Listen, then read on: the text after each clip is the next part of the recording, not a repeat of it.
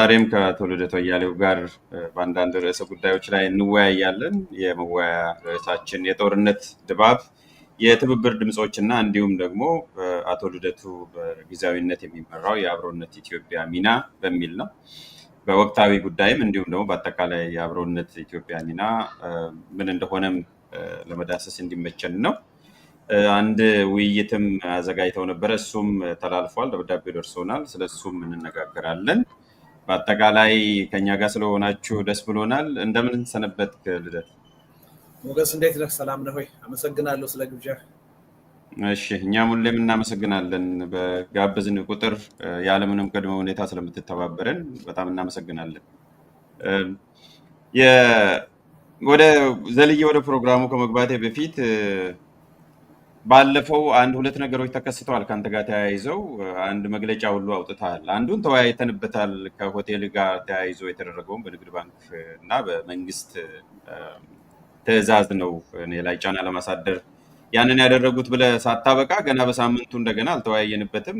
ደብረ ዘይት ያለውን የቤተሰብ ንብረት የሆነውና ያንተ መኖሪያ የሆነውን ያለምንም የፍርድ ቤት ትዕዛዝ ያለምንም የህግ ስርዓት ወይም ዱይ ፕሮሰስ ሳይከተሉ እንደቀሙ ነው ያሳወቀንና ይሄ ህገወጥ የንብረት መቀማት ምን ላይ ደረሰ? እስኪ ለሀሳብ ገበታ ቤተሰቦች ታስረዳን። ትሮማውን ለመቀስቀስ አይደለም ግን ማወቅ ስላለባቸው ነው።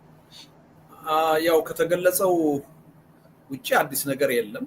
ያው በቀደም እንደገለጽኩት የ10 ቀን ማስጠንቀቂያ መጀመሪያ ሰጥተው ነበር፣ ግን 10 ቀንም መጠበቅ አልታገሱም እና በማግስቱ መጥተው እንደገና ነገ በ4 ሰዓት ተኩል ጠዋት እንድትለቁ ብለው ለጥበቃ ሰራተኛው ማስጠንቀቂያ ሰጡ እና የጥበቃ ሰራተኛው ያው ነገረኝ የተነገረውን ነገር ወይ እንግዲህ ቃውጣ የሚለውን ነገር እንዳትሞክረው አቅምም የለህም ለማውጣት፣ የዚህ ህገወጥ ድርጊት ተባባሪ መሆን የለብንም፣ ከፈለጉ ራሳቸው ሊያወጡት ይችላሉ፣ ነገር ግን ችግር እንዳይደርስብህ መጋፈጥ የለብህም፣ መጥተው ከተረከቡህ ለቀህላቸው ውጣ፣ ሌላ ኃይለ ቃልም ምንም ከነሱ ጋር እንዳትለዋወጥ የሚል ነገር ነገርኩት። ይሻለ ያው በማግስቱ መጡ።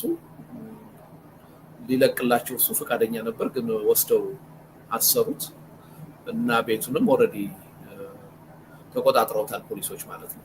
እና እንዳሉት ለኮሚኒቲ ፖሊሲንግ አገልግሎት ሊያውሉት ነው ወይስ ደግሞ የአንድ ባለስልጣን ቤት ሊያደርጉት ነው የሚታወቅ ነገር የለም። ልጁ የጥበቃ ሰራተኛው ምንም የሰራው ወንጀል የለም፣ የፍርድ ቤት ትዕዛዝም የለም፣ የተከሰሰበትም ነገር የለም። እስካሁን ድረስ ፖሊስ ጣቢያ ታስሮ ነው የሚገኘው።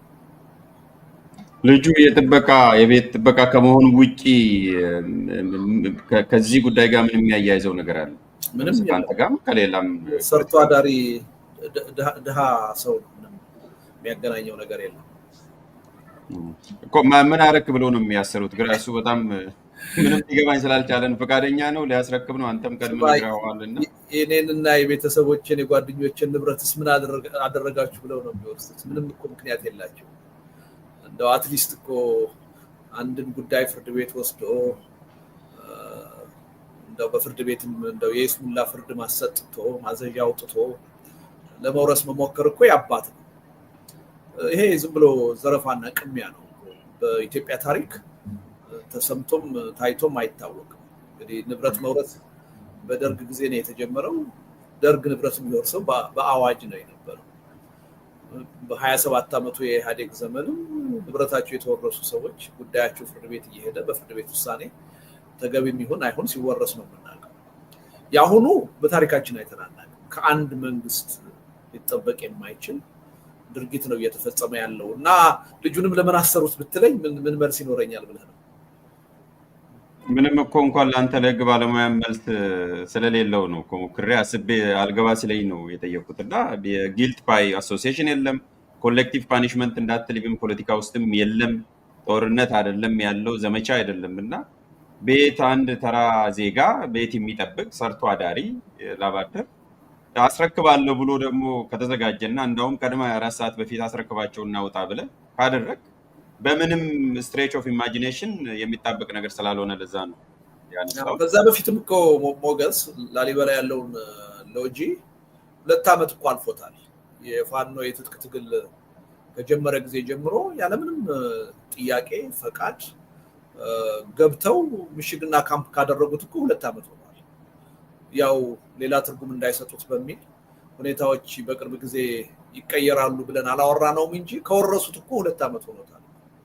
ግን ምናልባት ለጊዜው ተጠቅመው ይለቁታል የሚል እምነት ነው የነበረን። እነሱ ግን ኦልሬዲ ቅሚያ ውስጥ መግባታቸው ያኔ ነው የተጀመረው ማለት ነው። ጥሩ አንዳንድ ጥያቄ ብቻ አድርጌ ወደ ዋናው ርዕስ እንሄዳለን። ከህብረተሰቡ ሲያገኘው አስተያየት ምንድነው? እኔ በእኔ በኩል ያየሁት በሚዲያም ተገልጾ በማህበራዊ ሚዲያ ላይም ለጥፌ ያገኘኋቸው ነገሮች አንዳንድ ፕሬሲንግ የሚያደርጉ ነገሮች አሉ። ግን በተደጋጋሚ ቶኪንግ ፖይንት የሚመስል ከአንድ ቋት የሚመስል አስተያየቶች ነበሩ። እሱም አንዱ የእሱ ቤት አይደለም እኮ የቀበሌ ቤት ነው፣ መንግስት በፈለገው ሰዓት መውሰድ ይችላል የሚል ነው። ምናልባት ሌላ ሚዲያ ላይ አድሬስ አድርገህ ሊሆን ይችላል። በዚሁ ሊጠይቅ ብዬ ነው። አንዱ ይሄ ነው። ሁለተኛ ደግሞ ሲምፓቲስ አሳይተዋል ወይ ነግበኔ የሚለውን ፊሊንግ ወይም ወሳኙ እሱ ስለሆነ መልእክቱ አንተም ደብዳቤ ላይ ይሄ ለእኔ አይደለም ብለህ ስለሆነ የጻፍከው በዛ ረገድ የህብረተሰቡስ አስተያየት ምን ይመስላል? ቅድም ካልኩት ንብረቱ የሱም አይደለም ከሚለው ጀምሮ ወይ እንግዲህ የሱም አይደለም የምልህ አገዛዙና በአገዛዙ ዙሪያ ያሉ ሰዎች ምንድነው የሚባል አንድ ተረት አለ። ላልምልን አህያ ሰረኩ አለ ይባላል። አንድ ሌባ አህያ ሰርቆ ማል አሉትና ላልምልን አህያ ሰረኩ አለ እና እነሱም እንደዚህ ላይሉ ዝርፊያ ውስጥ አይገቡም እና አይደንቀኝም ማለት ነው። በጣም ጭፍን ናቸው፣ አይን ያወጡ ናቸው፣ ጨካኝ ናቸው፣ አረመኔ ናቸው፣ ርህራሄ የላቸው፣ ከእውነትም ጋር ደግሞ በፍጹም ግንኙነት የላቸው። ስለዚህ እነዚህ ኃይሎች እንደዚህ አይነት የፈጠራ ነገር ቢያወሩ የሚደንቀኝ ነገር አይደለም። አስቀድመው ድርጊቱን ሲፈጽሙት ማንኛውንም ነገር ሊሉ እንደሚችሉ ጥርጥር የለውም። ኤኒዌይ ህሊና ቢኖራቸው እና ደግሞ የሚናገሩትን ቢያውቁ ኖሮ እና በትክክል ይሄ ቤት የክራይ ቤቶች ወይ ቀበሌ ቢሆን መረጃው እኮ በእጃቸው ነው አይደለ እንዴ? ልደቱ የሚባል ፖለቲከኛ እንደዚህ አይነት ነጭ ውሸት ይዋሻል ብለው እኮ ለህብረተሰብ ሊያጋልጡና ሊጠቀሙበት ይችሉ ነበር ካላቸው ማለት ነው። እና ይሄ ምንም ህብረተሰቡም የሚያውቀው ነው የሚመስለኝ፣ የሚረዳው ነገር ነው እና የሚያስደንቅ ነገር አይደለም። ከዛም በላይ አልፈው እስቲ እንግዲህ በሰላማዊ ትግል ንብረትህን ስታስመልስ እናይሃለን ብለው የሚዘባበቱ ሰዎች እኮ ሰምተናል፣ አይተናል። እና አገራችን ምን ያህል የዘቀጠ ሁኔታ ውስጥ እየገባች እንደሆነ በምን አይነት ሰዎች እጅ እንደወደቀች አንድ ጥሩ ማሳያ ይመስለኛል። ለሰው ልጅ እልቂት፣ ለሰው ልጅ ህይወት ርህራሄ የሌላቸው ሰዎች ለእኔ ንብረት ርህራሄ ይኖራቸዋል የሚል ግምት የለኝም። የሚያስደንቅ ነገር አይደለም እና ከዛ የተለየ አይደለም። አሁን የጠየቀው ጥያቄ ብዙ የህብረተሰብ ክፍል ተቃውሞውን ገልጿል፣ ቁጭቱን ገልጿል እና ያው በጎ አስተያየት ሰጥቷል በጉዳዩ የሚል እምነት አለ። በዛው መጠን ደግሞ አሁን እንዳልኩ ቅንነት የሌላቸው ፍትህ ልቦናቸው ውስጥ የሌለ ሁኔታውን አጣሞ ለማቅረብ ለማጣጣል ሲሞክሩ ታይተዋል እና ሁለቱም ነው ያለው እና ሁለቱም መኖሩ በኢትዮጵያ የፖለቲካ ምህዳር የሚገርም አይመስለኝም፣ የሚጠበቅ ነው እና ህብረተሰቡ ከዚህም በላይ መሄድ አለበት ብዬ አምናለሁ። ነገ ከነገ ወዲያ ይሄ ጉዳይ በእያንዳንዱ የህብረተሰብ ክፍል የሚመጣ ችግር ነው። በዛ በጽሁፌም ላይ እንደገለጽኩት ልደቱን አስፈራርተን ከፖለቲካ ትግሉ እናርቀዋለን ተብሎ የተደረገ ነው የሚል እምነት የለኝም። እኔ የትኛውንም ነገር ቢያደርጉ ከፖለቲካው ራሴን እንደማላገል እንደማልፈራ ከማንም በላይ አገዛዙ ጠንቅቆ ያውቃል። ይሄ የተደረገው ማንም ኢትዮጵያ ውስጥም ያለ በውጭ ሀገርም ያለ ይሄን መንግስት የሚቃወምና የሚታገል ዜጋ ነገ ከነገ ወዲያ የልደቱ ጣፈንታ ይደርሳችኋል፣ ያላችሁ ንብረት ይወረሳል፣ ይቀማል የሚል መልእክት ለማስተላለፍ እና አጠቃላይ ህብረተሰቡ ጸጥረች ብሎ እንዲገዛ መቀጣጫ ለማድረግ እንጂ ይሄ መንግስት አቶት አይደለም። እድሜ ልኬን የቆየሁበትን ትግል ንብረት በመቀማት አይደለም፣ ህይወቴን በማጥፋት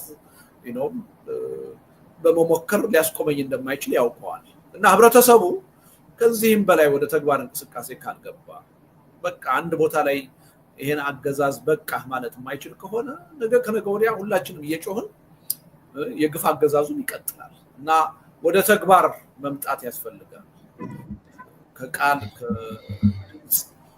በላይ የተግባር እንቅስቃሴ የሚያስፈልገን ወቅት እንደሆነ ወደዛ አይነቱ እንቅስቃሴ የማንገባ ከሆነ ግን በየተራ ሁላችንም እንቀማለን። መቀማት ብቻ አይደለም፣ ውድ ህይወታችንን አገራችንን ሁሉ በሂደት እናጣለን የሚል እምነት ነው ያለኝ።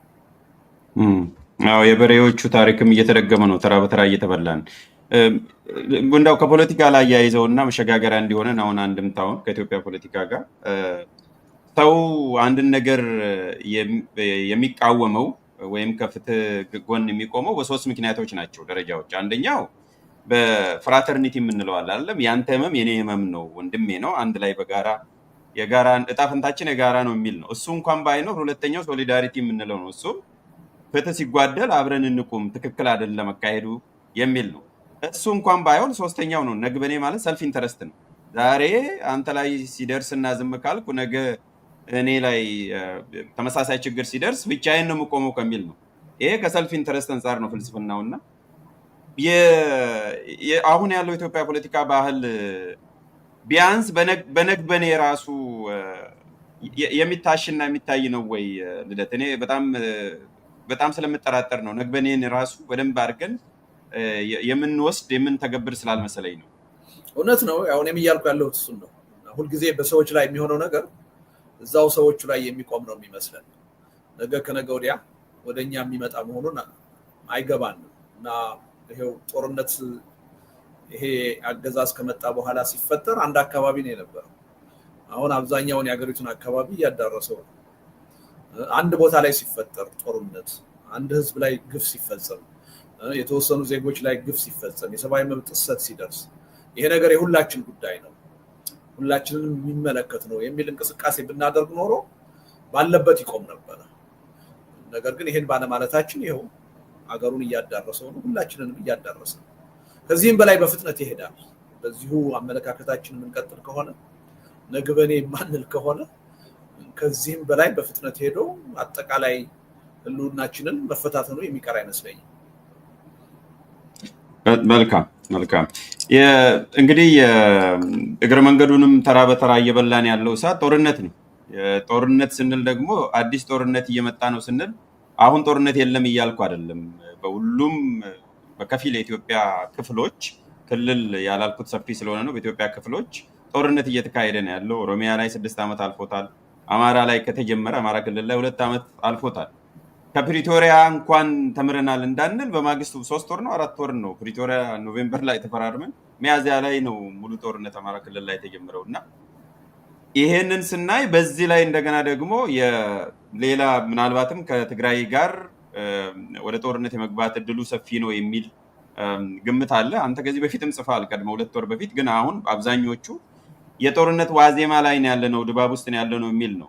እሱ ብቻም ሳይሆን ወደ ከባባዊም ይሄዳል። ምክንያቱም የኤርትራ ጉዳይም ስላለ ወደዛ የመሄድ እድላችን ሰፊ ነው። ይሄ ደግሞ መንግስት የሚናገረውም ከሌላም አካል የሚነገረው የጦርነት ነጋሪት ነው ያለው። ከጦርነት ነጋሪት ባሻገርም የግጭት አዙሪቱ እየቀጠለ ነው የሚል ነው እና ምናልባት ወደ አንዳንድ ማሳያዎች ከመሄዴ በፊት ከተለያየንበት ጊዜ ጀምሮ 2 ሳምንት 10 ቀን ቢሆንን ነው ይሄ ጉዳይ እየተባባሰ ነው ወይስ እየተሻለ ነው ያየኸው? በመንግስት በኩል ለምሳሌ ኤታማዦር ሹሙ የተናገረውን ሰምተሃል? ትናንትናም አንድ ሽምግልና ጥረት በሽማግሌዎች ተኪዷል። የሆነ ቪዲዮም አላሳያለሁ። ከዛ ውጭም ያው የኤርትራ ፕሬዚዳንት ኢሳያስ አፈወርቂም የተናገረው ነገር አለ። ምናልባት በትርጉምም ቢሆን የተወሰነ ነገር ሰምታል ብዬ አስባለሁ። ባለ 2 ክፍል ከነኚህ ምንድን ነው የምትረዳው? ወይ በተደጋጋሚ አንስተነዋል ሞገስ። እናም ቀደም ሲል ገና የፕሪቶሪያው ስምምነት ኦልሬዲ እንደፈረሰ ከዚህ በኋላ ትርጉም እንደሌለው እና ከዚህ በኋላ ሁሉም የጦርነት ዝግጅት ላይ እንደሆኑ የጊዜ ጉዳይ ካልሆነ በስተቀር ወደ ጦርነት የመሄዱ ጉዳይ በብዙ እጅ አይቀሬ እንደሆነ ስንገልጽ ነው የነበረው። አሁን የምናያቸው ነገሮች ያን የበለጠ የሚያጠናክር እና ሄደው ብዙ ዝግጅት አድርገው አሁን እየጣሩ ያሉት ምንድነው ጦርነቱን ማን ጀመረው የሚለው የዲፕሎማሲ የፕሮፓጋንዳ ነጥብ ማስቆጠር ላይ የሚጠቅም ስራ ለመስራት እየሞከሩ ነው እያየን ያለ እና አጠቃላይ የሚያሳየው ካለፈው ልምዳችን ጋር አያይዘን ስናየው ወደ ጦርነት እየተሄደ እንደሆነና በአጭር ጊዜ ጦርነት ሊነሳ የሚችልበት ሰፊ እድል መኖሩን የሚያሳይ ነው እና የተለየ ነገር የለም እና የበለጠ ሁኔታዎቹ አደገኛ እየሆኑ ጦርነቱ አይቀሬ እንደሆነ የሚያሳዩ ምልክቶች እዚህም እዛም እየታዩ ነው ያሉት። የኤታማዦር ሹሙ ንግግር ውስጥ አንዱ እረፉ ብለናል፣ ነግረናቸዋል፣ እናሳስባቸዋለን በድጋሚ የሚል አለበት። ኮርስ ሌላም ነገር አለ። ሰምተሃል? ካልሰማ አንድ 3 ነጥብ ነው ያነሳው። አንደኛው ከዚህ በፊትም እንዲሁ እየነገርናችሁ ተቀጥቅጣችሁ ወጣችሁ፣ አሁንም እየነገርናችሁ ነው የሚል ነው። ቀጥሎ ደግሞ አንድ ኤታማዦር ሹም የማይጠበቅ ንግግር አድርጓል። ከፈለጋችሁ መሄድ ከፈለጋችሁ ህገ መንግስቱን ተከትላችሁ ውልቅ በሉ እንጂ አትጨቅጭቁን የሚል ነገርም አክሎበታል። ከዛ የኤርትራንም ነገር አንድ ላይ ጨምሮ ንግግር አድርጓል። ሞር ኦር ለስ ስታየው ከቤተ መንግስት ጋር ካለው ጋር አንድ ላይ የሚናበብ ነው ብዬ ነው እኔ የወሰድኩት። አንዱ እሱ አለ። በዚሁ ላይ አስተያየት ብሰጥ ስለፈለግኩኝ ነው። ምን እያሉን ነው? ወይስ የዲፕሎማሲው አካል ነው ቅድም ያልከው ነው ወይስ የተለየ መልክ አለው? አንዱ የመጀመሪያው ኢትዮጵያን ከመሰለ ሀገር የኢትዮጵያን ህዝብ ከመሰለ ትልቅ ህዝብ የሚመጣጠኑ ሰዎች አይደሉም ሀገሪቱን እየመሩ ያሉት። ያን የሚያሳይ ነው። አንደኛ የኤታማዦር ሹሙ ንግግር እንዲሁ የግላቸው ንግግር ነው የሚል እምነት የለኝም። ሳይማከሩ ከሌላ አካል መመሪያ ሳይሰጣቸው በራሳቸው መንገድ እንደዚህ ይናገራሉ የሚል እምነት የለኝም። ግን በአጠቃላይ የሚያሳየው ምንድን ነው? አሁን በስልጣን ላይ ያለው አገዛዝ ስልጣኑ እስከተጠበቀ ድረስ አገሪቱ ብትፈርስ፣ ክልሎች ከኢትዮጵያ እየተነጠሉ ቢሄዱ ደንታ የሌለው መሆኑን የሚያሳይ ነው። እንዳውም እንደሚፈልግ የኔ ስልጣን ጥያቄ ውስጥ ከሚገባ እናንተ ትገነጠሉ ይሻላል የሚል ነው እና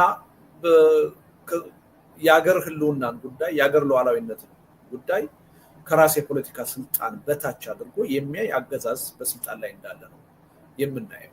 አንድ የሀገር ኤታማዦር ሹም ለሀገር አንድነት፣ ለሀገር ደህንነት፣ ለሀገር ሉዓላዊነት የሚጠቅም ንግግር እንዲያደርግ ነው የሚጠበቀው።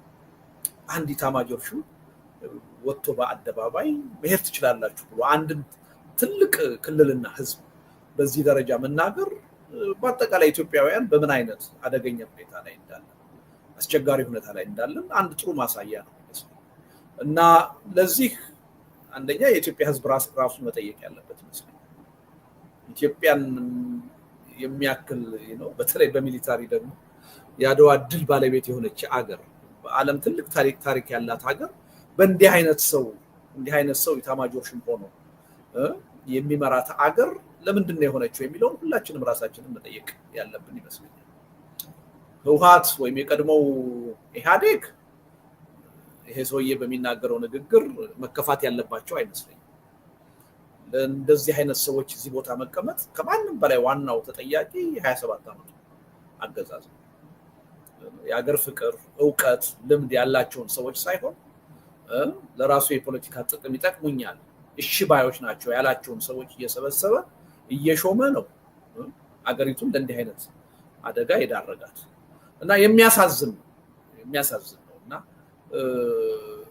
ለዚህ ነው ኢትዮጵያውያን በታሪካችን አይተን በማናውቀው መጠንና ሁኔታ እጅግ ህልውናችን አደገኛ ሁኔታ ነው። ከመዳን ይልቅ የመፍረስ አደጋ ነው ከፊታችን ያለው የምንለው ያለ ምክንያት አይደለም። አገሪቱ በእንደዚህ አይነት ብቃት በሌላቸው፣ ፈጽሞ የሀገር ፍቅር በሌላቸው፣ ለሀገር አንድነት፣ ህልውና፣ ሉዓላዊነት ደንታ በሌላቸው፣ ከራሳቸው ስልጣንና የኢኮኖሚ ጥቅም በላይ ምንም ነገር የማይታያቸው ሰዎች እየመሯት በመሆኑ እና ይሄ ደግሞ የአንድ ኤታማዦር ሹም አስተሳሰብ አይደለም። በአጠቃላይ በስልጣን ላይ ያሉት ጠቅላይ ሚኒስትሩ በዋናነት ጨምሮ የአብዛኛዎቹ አስተሳሰብ ባይሆን ኖሮ ይሄ ንግግር ከተሰማ በኋላ ወዲያው ወጥተው ማስተባበያ ሲሰጡ እንሰማ ነበር። ሪሊ ይሄ ኤታማዦር ሹም የሌላ ሀገር ኤታማዦር ሹም ቢሆኑ ለአንድም ቀን በስልጣን ላይ መቀጠል አልነበረባቸው፣ ወዲያውኑ ሪዛይን ማድረግ ነበረባቸው። በምንም ተአምር እንኳን የአንድ ሀገር ኤታማዦር ሹም የአንድ ሀገር ተራ ወታደር ሆነው የመስራት እድል ሊሰጣቸው አይገባም። ስለዚህ በአገር አንድነት፣ በአገር ህልውና፣ በአገር ሉዓላዊነት የሚቀልድ ኤታማዦር ሹም አንድ ሀገር ሊኖረው አይገባም፣ በፍጹም አይችልም። እና የሚያሳዝን ነው እና ሁላችንም ለምን ላይ ወደቅን፣ ከዚህ ውድቀት እንዴት ነው የምንወጣው የሚለውን ነገር የበለጠ ተጨንቀን እንድናስብ የሚያደርግ ንግግር ነው የሚመስለኝ። በጣም ጥሩ። አንዳንድ ሰዎች እንደ መከራከሪያ የሚያነሱት አንቀጽ 39 እኮ ራሳቸው ጽፎ ያስቀመጡት ነው፣ ያንኑ ነው ያስታወሳቸው። ምን አጠፋ የሚሉ ሰዎች አሉና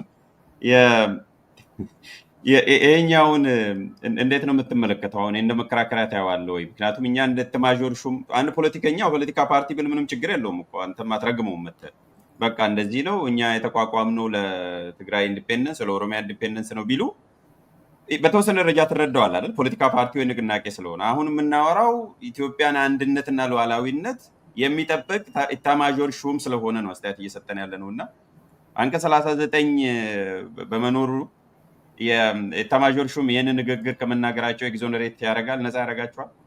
እንደ መከራከሪያ ስለሚቀርብ ስለሰማው ነው በተደጋጋሚ። ምንም ውሃ ለማይቋጥር ክርክር ሁሉ እኛ ጊዜ ማጥፋት ያለብን አይመስለኝም። አሁን ይሄ መንግስት የሚመጻደቀው በህዝብ ተመርጫለሁ ብሎ አይደለም። የኢትዮጵያ ህዝብ አንድን መንግስት የሚመርጠው ሀገርን እንዲያፈርስ አይደለም። ሂዱ ውጡ ተገንጠሉ እያለ የሀገርን አንድነት እንዲያፈርስ አይደለም። በማንኛውም ሀገር በየትኛውም ዓለም አንድ መንግስት የሚመረጠው የሀገሩን ህልውና፣ ሉዓላዊነት፣ አንድነት አስጠብቆ እንዲቀጥል ነው። ደህንነቱን አስጠብቆ እንዲቀጥል ነው። ስለዚህ እንዲህ አይነት መብት አለኝ የሚል መንግስት አይደለም። የሚሰራውንም አያውቅም፣ የተሰጠውን ኃላፊነትም አያውቀውም። በስልጣን ላይ የመቀጠል መብት አለኝ ብሎ ሊጠይቅ አይችልም። ለዚህ እኮ ነው ሁልጊዜ የምንናገረው የሀገሪቱ ጠቅላይ ሚኒስትር ጭምር የስራ ድርሻቸውን እንኳን እስካሁን አላነበቡት፣ አላወቁት። አንድ መንግስት እንደ መንግስት በተለይ ደግሞ ከመንግስት መዋቅር ውስጥ ደግሞ መከላከያ ሰራዊት የሀገርን አንድነት፣ ደህንነት፣ ሉዓላዊነት ማስከበር ነው ኃላፊነቱ። የመገንጠል ፕሮጀክት ማስፈጸም አይደለም። ያ የነሱ ስልጣን አይደለም። እንደዛ አይነት ጥያቄ በህዝብ ሲነሳ ሊፈጸም የሚችልበት ህጋዊ አግባብ አለ። ያ ሌላ ጉዳይ ነው። አንድ አገርን እመራለሁ የሚል በህዝብ ተመርጫለሁ ያው የሚል መንግስት አገር እንዲገነጣጠል እንዲፈርስ እንዲህ አይነት ሀሳብ በአደባባይ አይሰጥም። የሚሰራውን የሚያውቅ ቢሆን ኖሮ ማለት ነው።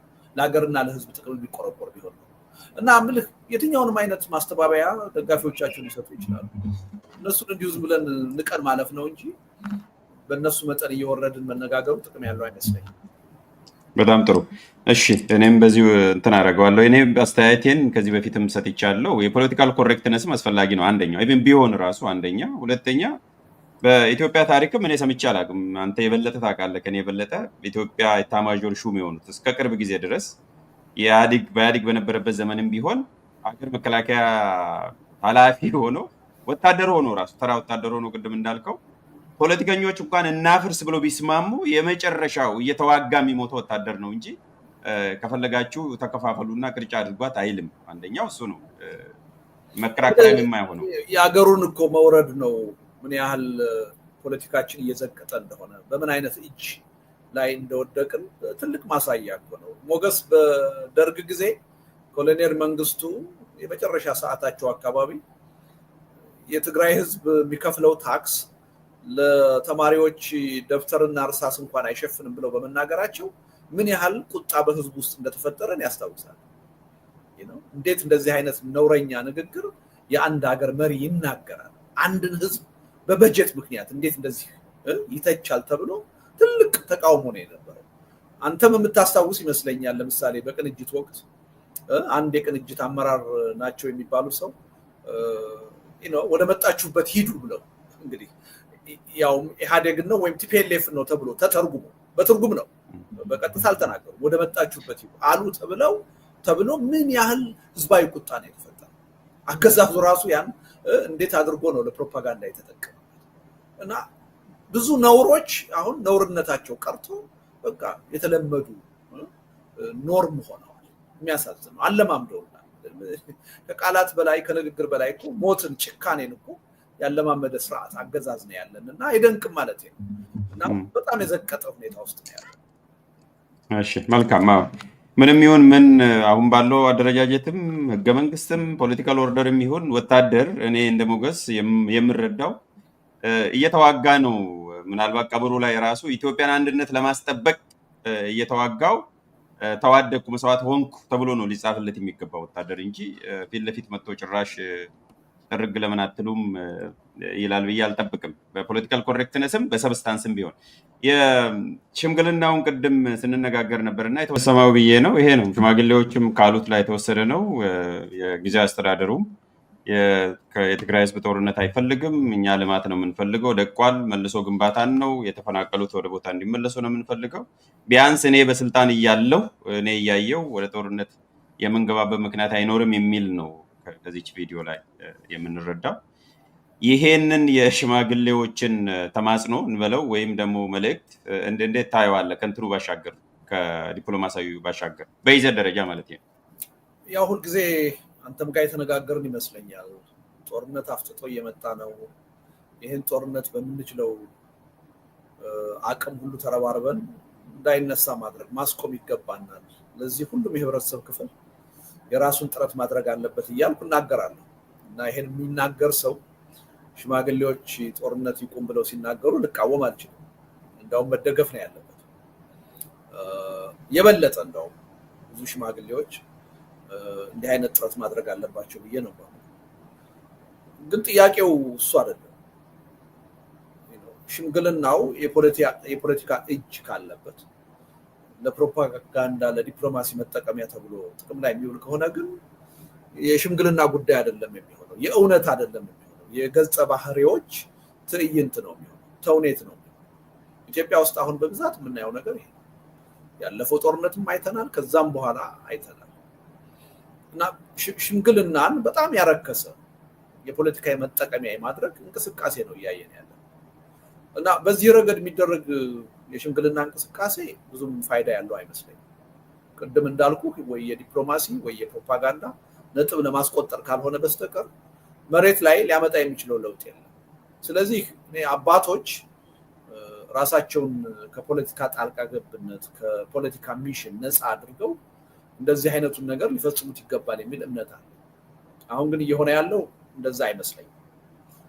የተጨበጠ መረጃ ሊሰጥህ አልችልም፣ ግን ሁኔታዎችን በማሽተት በማየት የምረዳው አሁንም የፕሮፓጋንዳ መጠቀሚያ የዲፕሎማሲ መጠቀሚያ ለማድረግ ነው ሽምግልናው ጥቅም ላይ እየዋለ ያለ።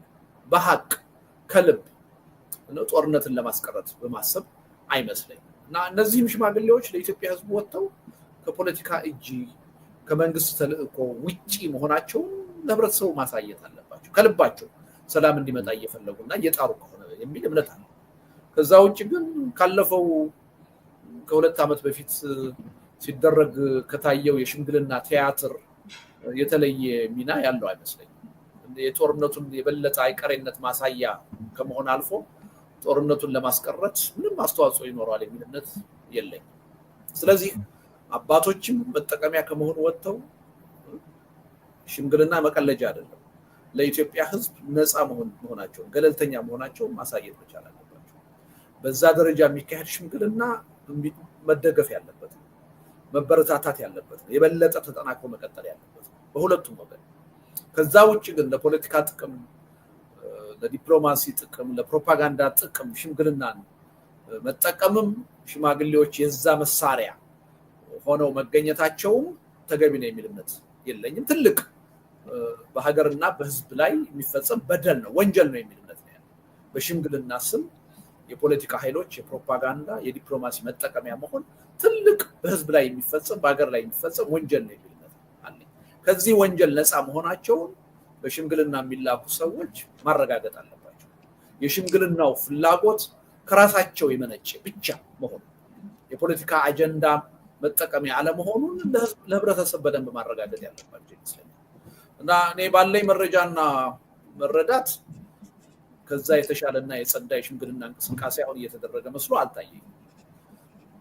ያን ከዛ የጸዳ ነፃ የሆነ የሽምግልና ሂደት ግን መኖር አለበት የሚል እምነት ነው ያለው።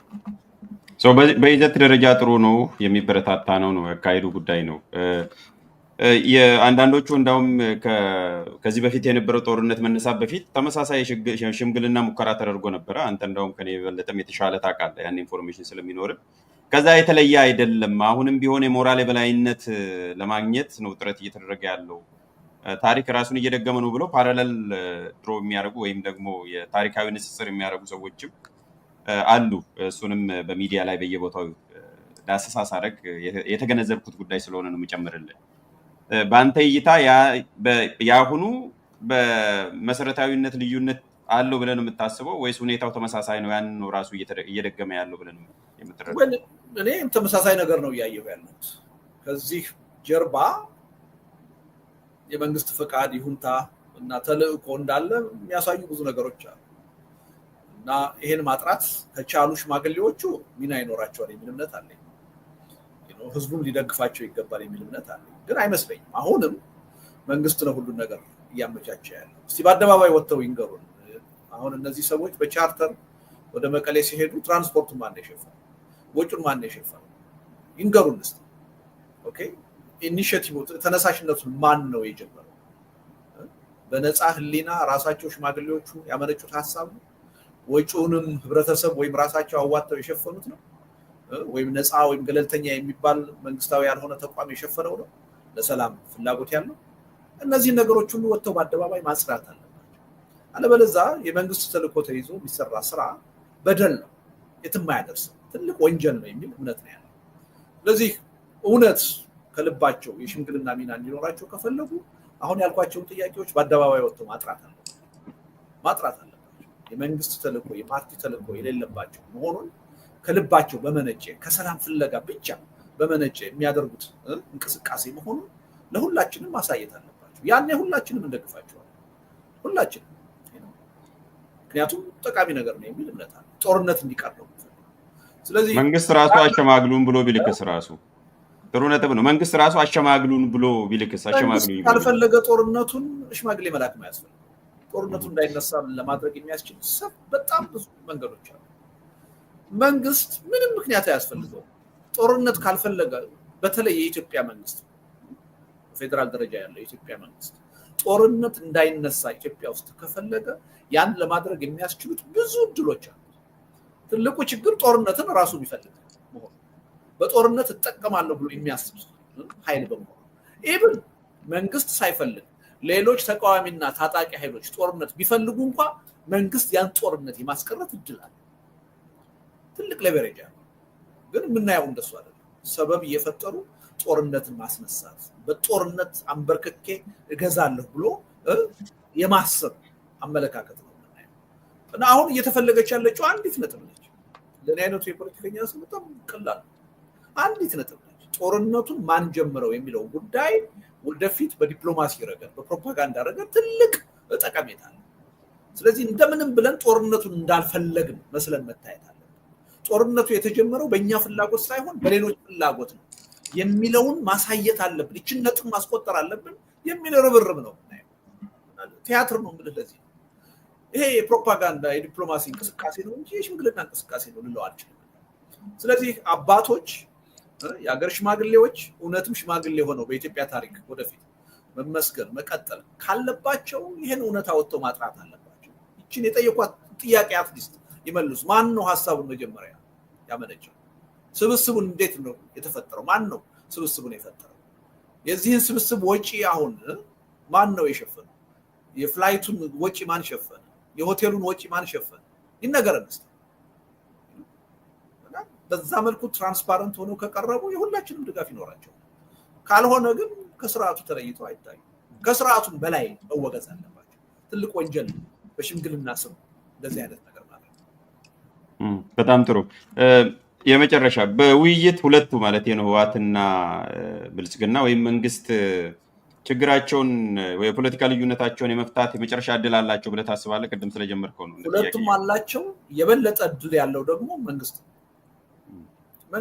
አገር እየመራ ያለ ነው ከውጭ መንግስታት ጋር ከፍተኛ የሆነ ቀጥተኛ የሆነ ግንኙነት አለው ህዝብን ሞቢላይዝ ማድረግ ይችላል ኢኮኖሚውን የተቆጣጠረ አንድን ጦርነት ኢትዮጵያ ውስጥ እንዳይነሳ በማድረግ የፖለቲካ መፍትሄ ራሱ በማቅረብ ረገድ ትልቅ ሚና ሊጫወት ይችላል አንድ ታጣቂ ኃይል እንደው ሰላም ወዳድ አይደለም ተብሎ ጦርነት እኔ የትግራይ ኃይሎች አሁን ጦርነትን በሚባለው መጠን ይፈልጋሉ የሚል እምነት የለኝም እንደሚሉትም ከማን በላይ የጦርነትን ጉዳት አይተውታል የሚል እምነት አለኝ የፖለቲካ መፍትሄ ከተሰጣቸው አማራጭ ካገኙ ሰላምን ይመርጣሉ የሚል እምነት ነው ያለው ቢፈልጉም እንኳን ጦርነትን የኢትዮጵያ መንግስት ለሰላም ቁርጠኛ ከሆነ ጦርነትን የማስቀረት እድል አለ ሰፊ እድል አለ ይሄን እድል ግን እየተጠቀመበት አይደለም እንዳውም እሱ ጦርነትን የዕለት ተዕለት ስራው አድርጎ ያገዛዝ ስልቱ አድርጎ እየተጠቀመበት በየሂደቱ የምናየው ይሄ የኤታማዦር ሹሙ ንግግር ይሄን እኮ ነው የሚያሳየው። የሽምግልና መንፈስ አለው፣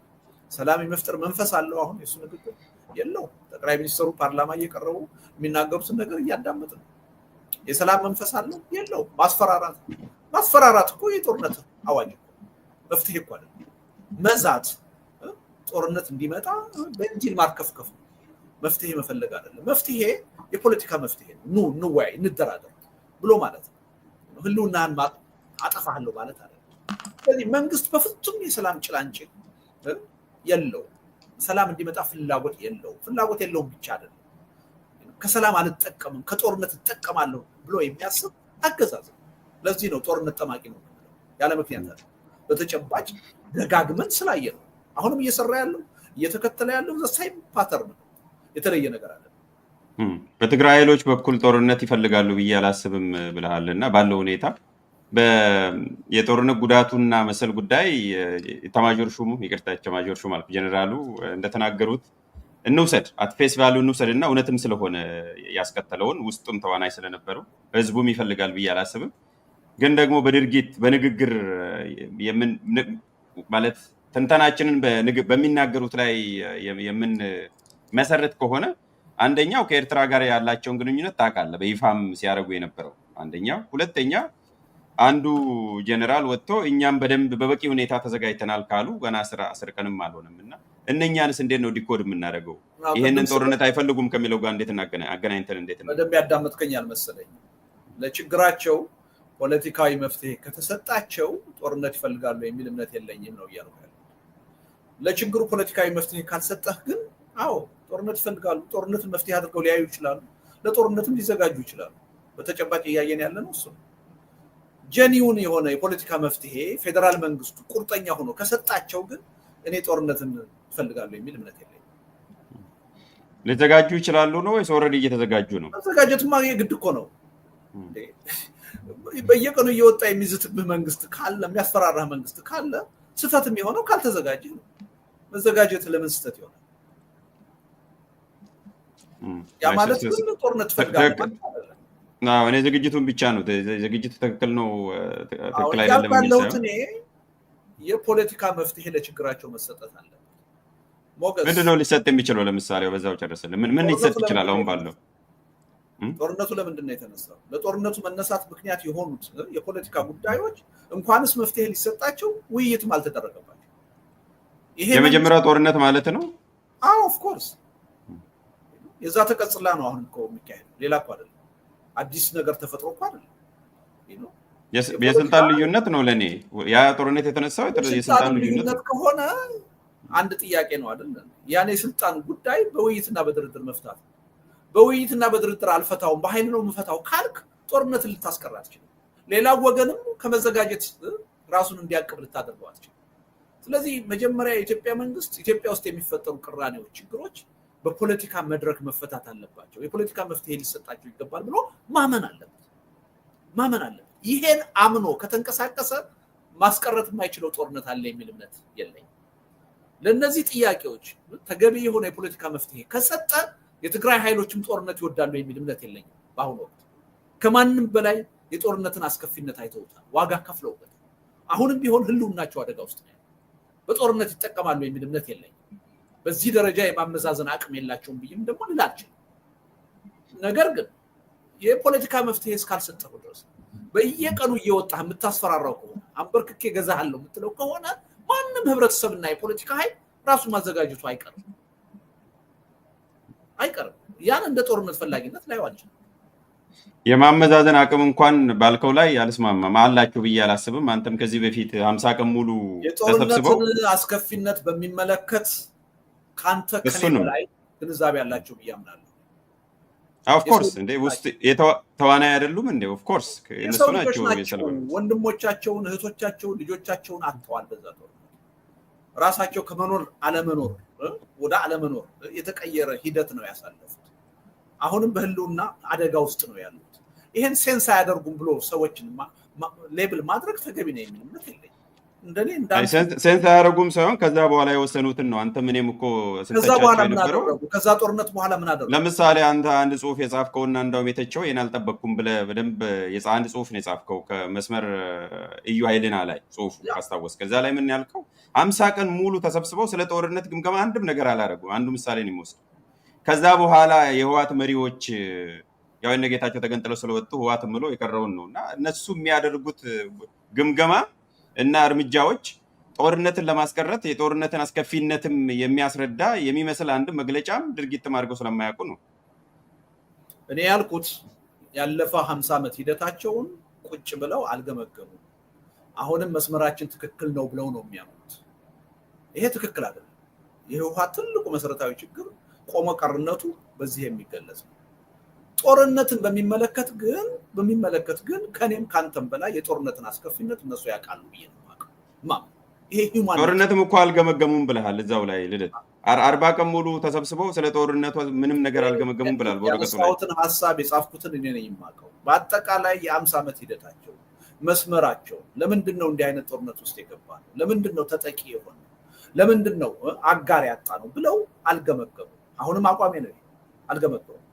ይሄ ማለት ግን ለጦርነቱ ተጠያቂ እነሱ ናቸው ማለት አይደለም። አሁን ሊነሳ እየተቃረበ ላለው በዋናነት ተጠያቂው ፌደራል መንግስት ነው። እነሱም ጦርነቱን ለማስቀረት መከድ የሚገባውን ያህል ርቀት ሄደዋል የሚል እምነት የለኝም። ግን ዋናው ተጠያቂ ለዚህ ፌደራል መንግስቱ እንደ አንድ ሀገር መሪነቱ ሀገሪቱን የሚመራው እሱ እንደመሆኑ መጠን በሀገሪቱ ውስጥ ለተፈጠረው ችግር፣ ትግራይ ውስጥ ላለው ችግር ጀኒውን የሆነ የፖለቲካ መፍትሄ ለመስጠት ፍላጎት የለውም፣ ቁርጠኝነት የለውም፣ እየቀለደ ነው ያለው። በዚህ ሰዓት የትግራይ ኃይሎችን ለምን ሰላም አላመጣችሁም ልላቸው አልችልም። እየተዛተባቸው ነው፣ እየተፎከረባቸው ነው፣ እያስፈራራቸው ነው። ስለዚህ የሚደንቀኝ ባይዘጋጁ ነው፣ የሚገርመኝ ባይዘጋጁ ነው። ይሄ ደግሞ ሂውማን ኔቸር። ስለዚህ ምንድነው ዋናው ሐሳብ ልክ ስለ ጦርነት በቃ ጦርነት ብቻ ወዳዶች እንደሆኑ እነሱ በጦርነት እንጠቀማለን ብቻ ብለው እንደሚያስቡ ተደርጎ የሚቀርብ ነገር አለ። ትክክል አይደለም።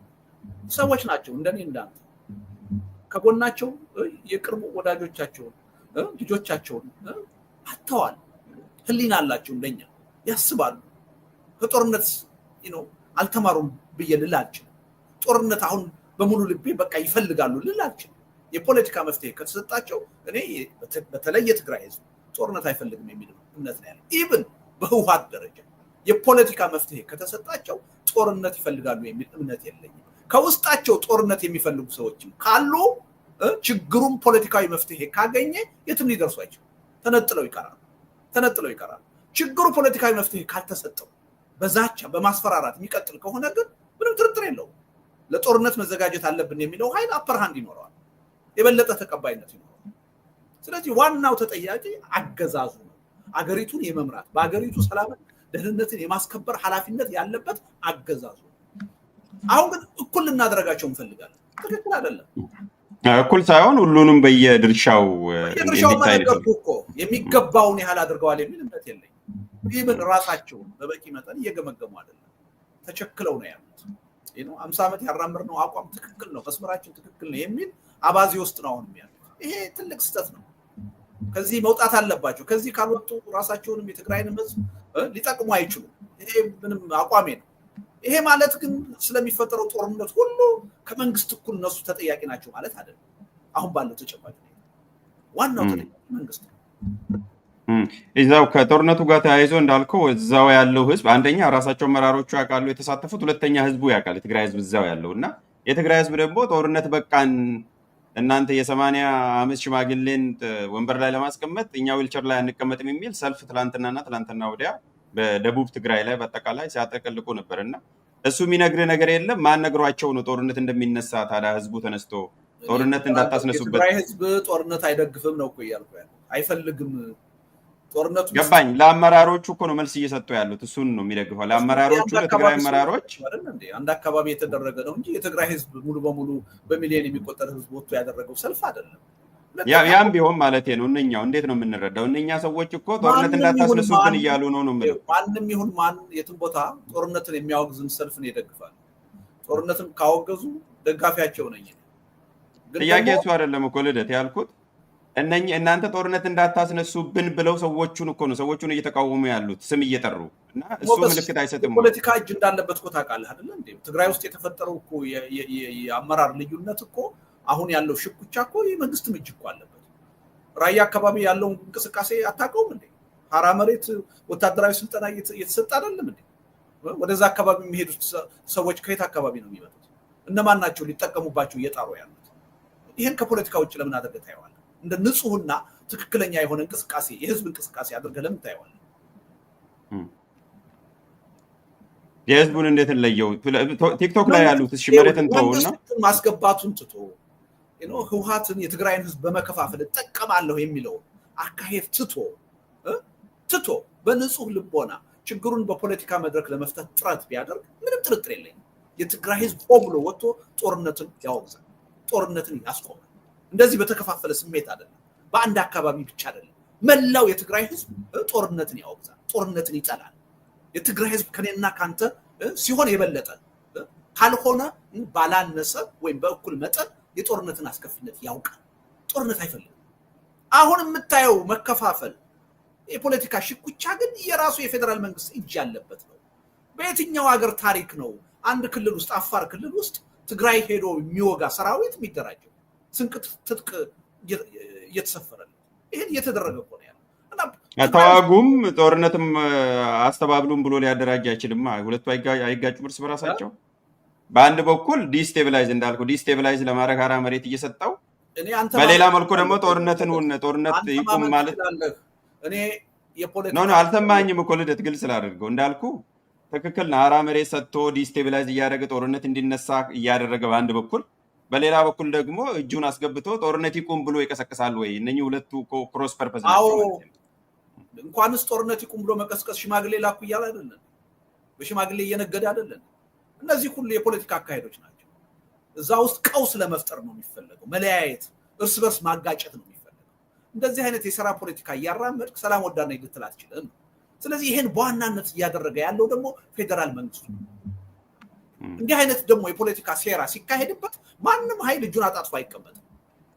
በዛ ሴራ ውስጥ አሸናፊ ሆኖ ለመውጣት የራሱን ጥረት ያደርጋል፣ ይፍጨረጨራል።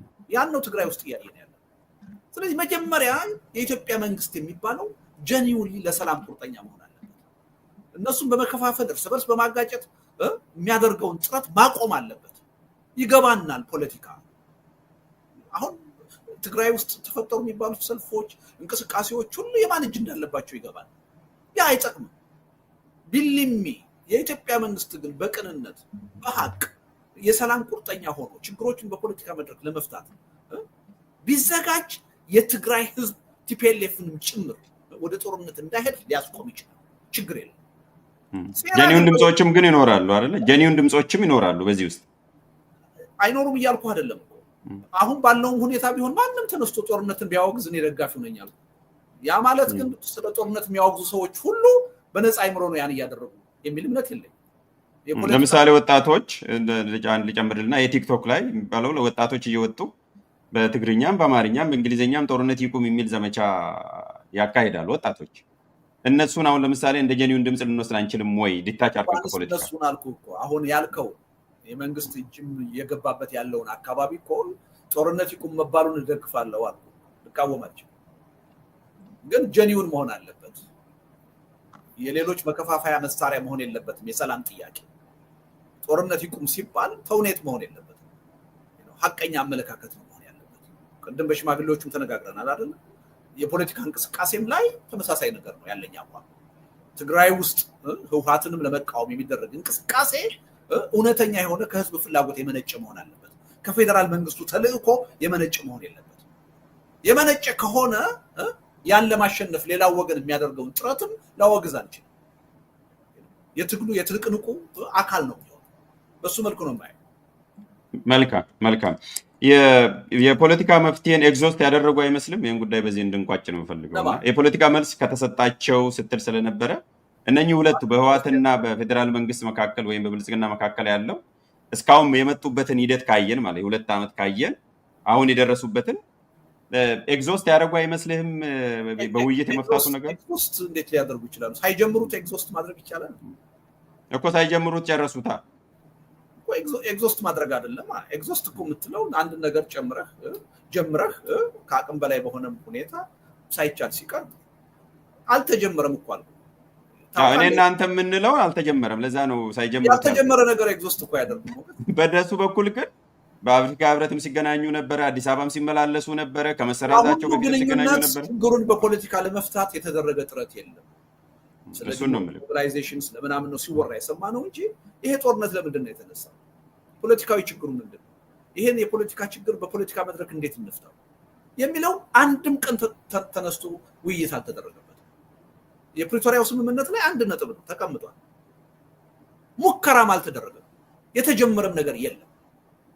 ትጥቅህን ፍታ ነው እንጂ የፖለቲካ መፍትሄ ለችግሩ ይሰጠው የሚል ነገር የለም። በሌለበት ሁኔታ ምንድነው ኤግዞስት አደረገ? ኤግዞስት ያደረገ ነገር ሲጀመር ሲሞከር እኮ ነው። ገና መጀመሪያ አልተሞከረም። ጥሩ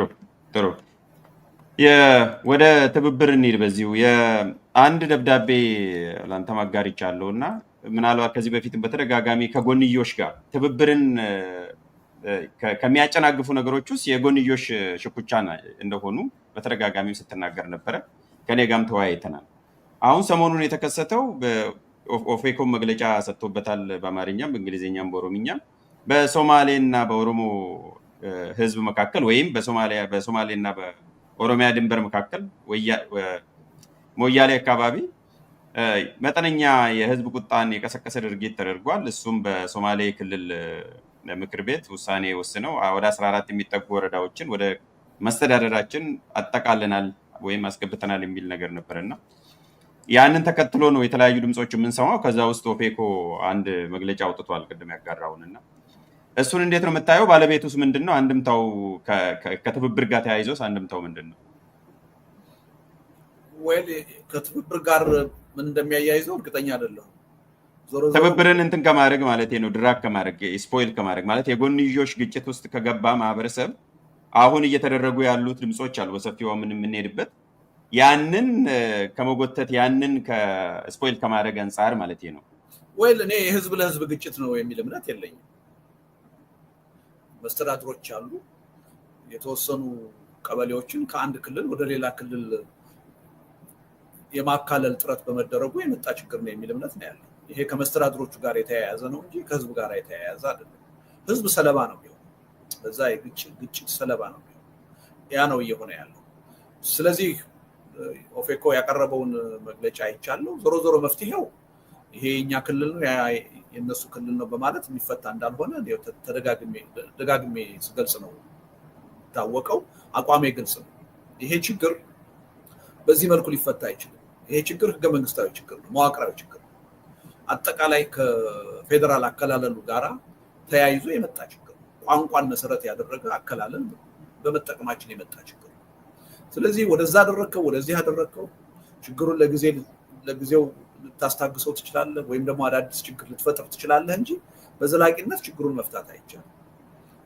ስለዚህ ይሄን ወደ ህዝብ ግጭት የሚወስድ አይነት እንቅስቃሴ ውስጥ መገባት በአሁኑ ሰዓት አለበት የሚል እምነት የለኝም። ስለዚህ የህዝብ ግጭት እየተፈጠረ ነው በዚህ ውሳኔ ምክንያት ብለው መግለጫ መስጠታቸው ችግር ያለው አይመስለኝም። መፍትሄው ግን ይሄ የሶማሌ ነው ይሄ የኦሮሞ ነው በማለት የሚመጣ አይመስለኝም። አጠቃላይ መዋቅራዊ ችግር በሁሉም ክልሎች መካከል ያለ ችግር ነው። በሶማሌ ክልልና በኦሮሚያ ክልል እኮ በሺህ የሚቆጠሩ ቀበሌዎች ውስጥ እኮ ያለ ችግር ነው። ሁሉም ይገባኛል ጥያቄ አለ። በአጋጣሚ እንግዲህ እነዚህ 10 ምናምናዎቹ ዛሬ ብልጭ ብለው ብናያቸው ሁሉም ከጎረቤቱ ጋር ተመሳሳይ ጥያቄ አለበት። ምክንያቱም የኢትዮጵያ ህዝብ መስተጋብር አለ። ዝም ብሎ በልዩነት ላይ ብቻ የሚኖር አይደለም። እርስ በርስ የተጋባ የተዋሃደ ህብረተሰብ። ስለዚህ የቋንቋ መስመር አስምረህ አንተ ወደዛ ነህ አንተ ወደዚህ ልትለው አትችልም። ትልቁ መሰረታዊ ችግሩ የመነጨው ከዛ ከፌዴራል አከላለሉ ቀመር ነው። ይሄን እንዴት አድርገን እንቀይረው በሚለው መሰረታዊ መዋቅራዊ ጥያቄ መነጋገር ነው እንጂ አሁን በመንግስት እየወሰደው ባለው እርምጃም ችግሩ ሊፈታ አይችልም። አሁን ኦፌኮም ባለው ክልሉን ወደዛ ቀበሌዎችን ወደዛም ወደዚህም በማድረግ ሊፈታ ይችላል።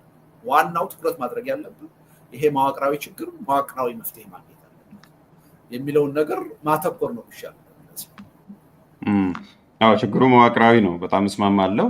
ጥያቄውም ላይ ራሱ ሰልፍ የወጡ ሰዎችም መግለጫውም ቅድም እንዳየው የኦሮሞ መሬት ተወሰደ ነው በግልጽ ቋንቋ ተራ ቁጥር 1 የሶማሌዎቹም መሬታችንን አስመለስን የሚል ነው። በነገራችን ላይ ሪስትራክቸሪንግ ነው የተደረገው። ህዝብ እንዲጋጭ ተደረገ እንጂ የተደረገው የነበሩት ወረዳዎችና ቀበሌ ነው ሪስትራክቸር የተደረገው እንጂ ከአንዱ ወደ ሌላ አልተካለለም። ግን በሚዲያ የተነገረውና እየተራገበ ያለው ከአንዱ ተቆርሶ ወደ ሌላ እንደገባ ነው የተደረገው። ዞሮ ዞሮ በቂ መረጃ ስለሌለኝ አስተያየት ለመስጠት ይከብደኛል። እሱን አጣርቼ ነው የሰማሁት። ያንን የነገሩኝ ሪስትራክቸር ነው ያደረጉ። ዞሮ ዞሮ ግን እንዳልከው መሬት ይገባኛል ነው ተወሰደብኝ የሚለውም የኦሮሞ መሬት ተወሰደ ነው የሚለው፣ ያኛውም ደግሞ የእኛም መሬት አስመልሰናል የሚል ነው። እና ወደ ጎንዮሽም የወሰድኩት ምንድን ነው በሁለቱ ህዝብ መካከል ወይም ልሂቃን መካከል ያለው ግንኙነት አንድ ሳምንት ስትጠግ ነው ሌላ ሳምንት ይፈሳል ነው ከታች። ምክንያቱም አሁን ያለው የሶማሌ ልሂቃን ስናይ የእኛም መሬት በጉልበት ለመውሰድ እየመጡ ነው የሚል አንድ ስብሰባ ላይ ከሳምንት በፊት ያያቸውና ነገሮችን ለማጥበብ የተሞከረውን በዚች በትንሽ ነገር የመፍታት ወይም የማላላት ምልክት ስላየው ነው። ለዛ ነው እኔ ከህብረት ጋር ያያዝኩትም በዚህ ምክንያት ነው። በየጊዜው አጀንዳ እየመጣ ጋር ለምን እንዳያያዝከው ልሂቃን መጥተው በጋራ አንድ ችግር ላይ አንድ ቋት ላይ አንድ መንግስት ላይ ነው ሲተባበሩ ያለው። ለዛም ነው ትግሉ እየተደረገ ያለው አይደለም። የጎንዮሽን እርግጫ ለማቆም ነው። ይህን ከፖለቲካ ፓርቲዎቹ ጋር ለምታገናኘዋል? ይሄ ፓርቲ ብቻ ሳይሆን ልሂቃን ራሱ አጠቃላይ አንድ ቦታ አይደለም እኮ ሺህ ቦታ። አሁን ማህበራዊ ሚዲያ ብታይ ኦልሬዲ ትላንትና በጋራ አገዛዙ ነው ችግራችን ሲሉ የነበሩ ሰዎች ኦልሬዲ አኒሞሲቲ ፈጥረዋል ነው የምልህ። ወይ መጥቶ የኔም መሬት እየወሰደ ነው ይላል፣ ያኛው መጥቶ ማለት የተወሰደውን እርምጃ ይደግፋሉ። የተወሰደውን እርምጃ ይደግፋሉ። አዎ ጭራሽ ያን ሼር ሁሉ ሲያደርጉ ሰዎች ነበሩ። ስብሰባ ላይም ሲገኙ ውይይት ላይ ከተሳተፉት ከኦሮሞ ልጆችም ከሶማሌ ልጆችም አንድ ሁለት ሶስት ሰዎች አይቻለሁ። እና ያ ነው በጥቃቅን ነገር ስንት ነገር ሲገነባ የነበረውን ነገር እያደፈረሰ ነው ያልኩት ለዚህ ነው። የጎንዮሽ አጀንዳ እየተፈጠረ በሱ ላይ በቂ መረጃ የለኝም። ዞሮ ዞሮ የቅርቡ የኦሮሞ ኤዲቶች ያደረጉት መሰባሰብ የሚደገፍ ነው፣ ተገቢ ነገር ነው። የውስጥ ችግራችንን መፍታት አለብን፣ መነጋገር አለብን ብለው መሰብሰባቸው ተገቢ ነው የሚል እምነት ነው ያለኝ። አሁን ይሄ ችግር በዋናነት እየተፈጠረ ያለው በመንግስት መዋቅርና ውሳኔ መሰረት ነው። ለምን ያ ጉዳይ እነሱ ጋር ሄዶ ችግር እንደሚፈጥር አይገባኝም። እና አሁን እንዳልከው ተፈጥሮ ከሆነ ስህተት ነው፣ ተገቢ አይደለም። እና መንግስት እንዲህ አይነት ትብብር ህብረት እንዲፈጠር ፍላጎት የለውም።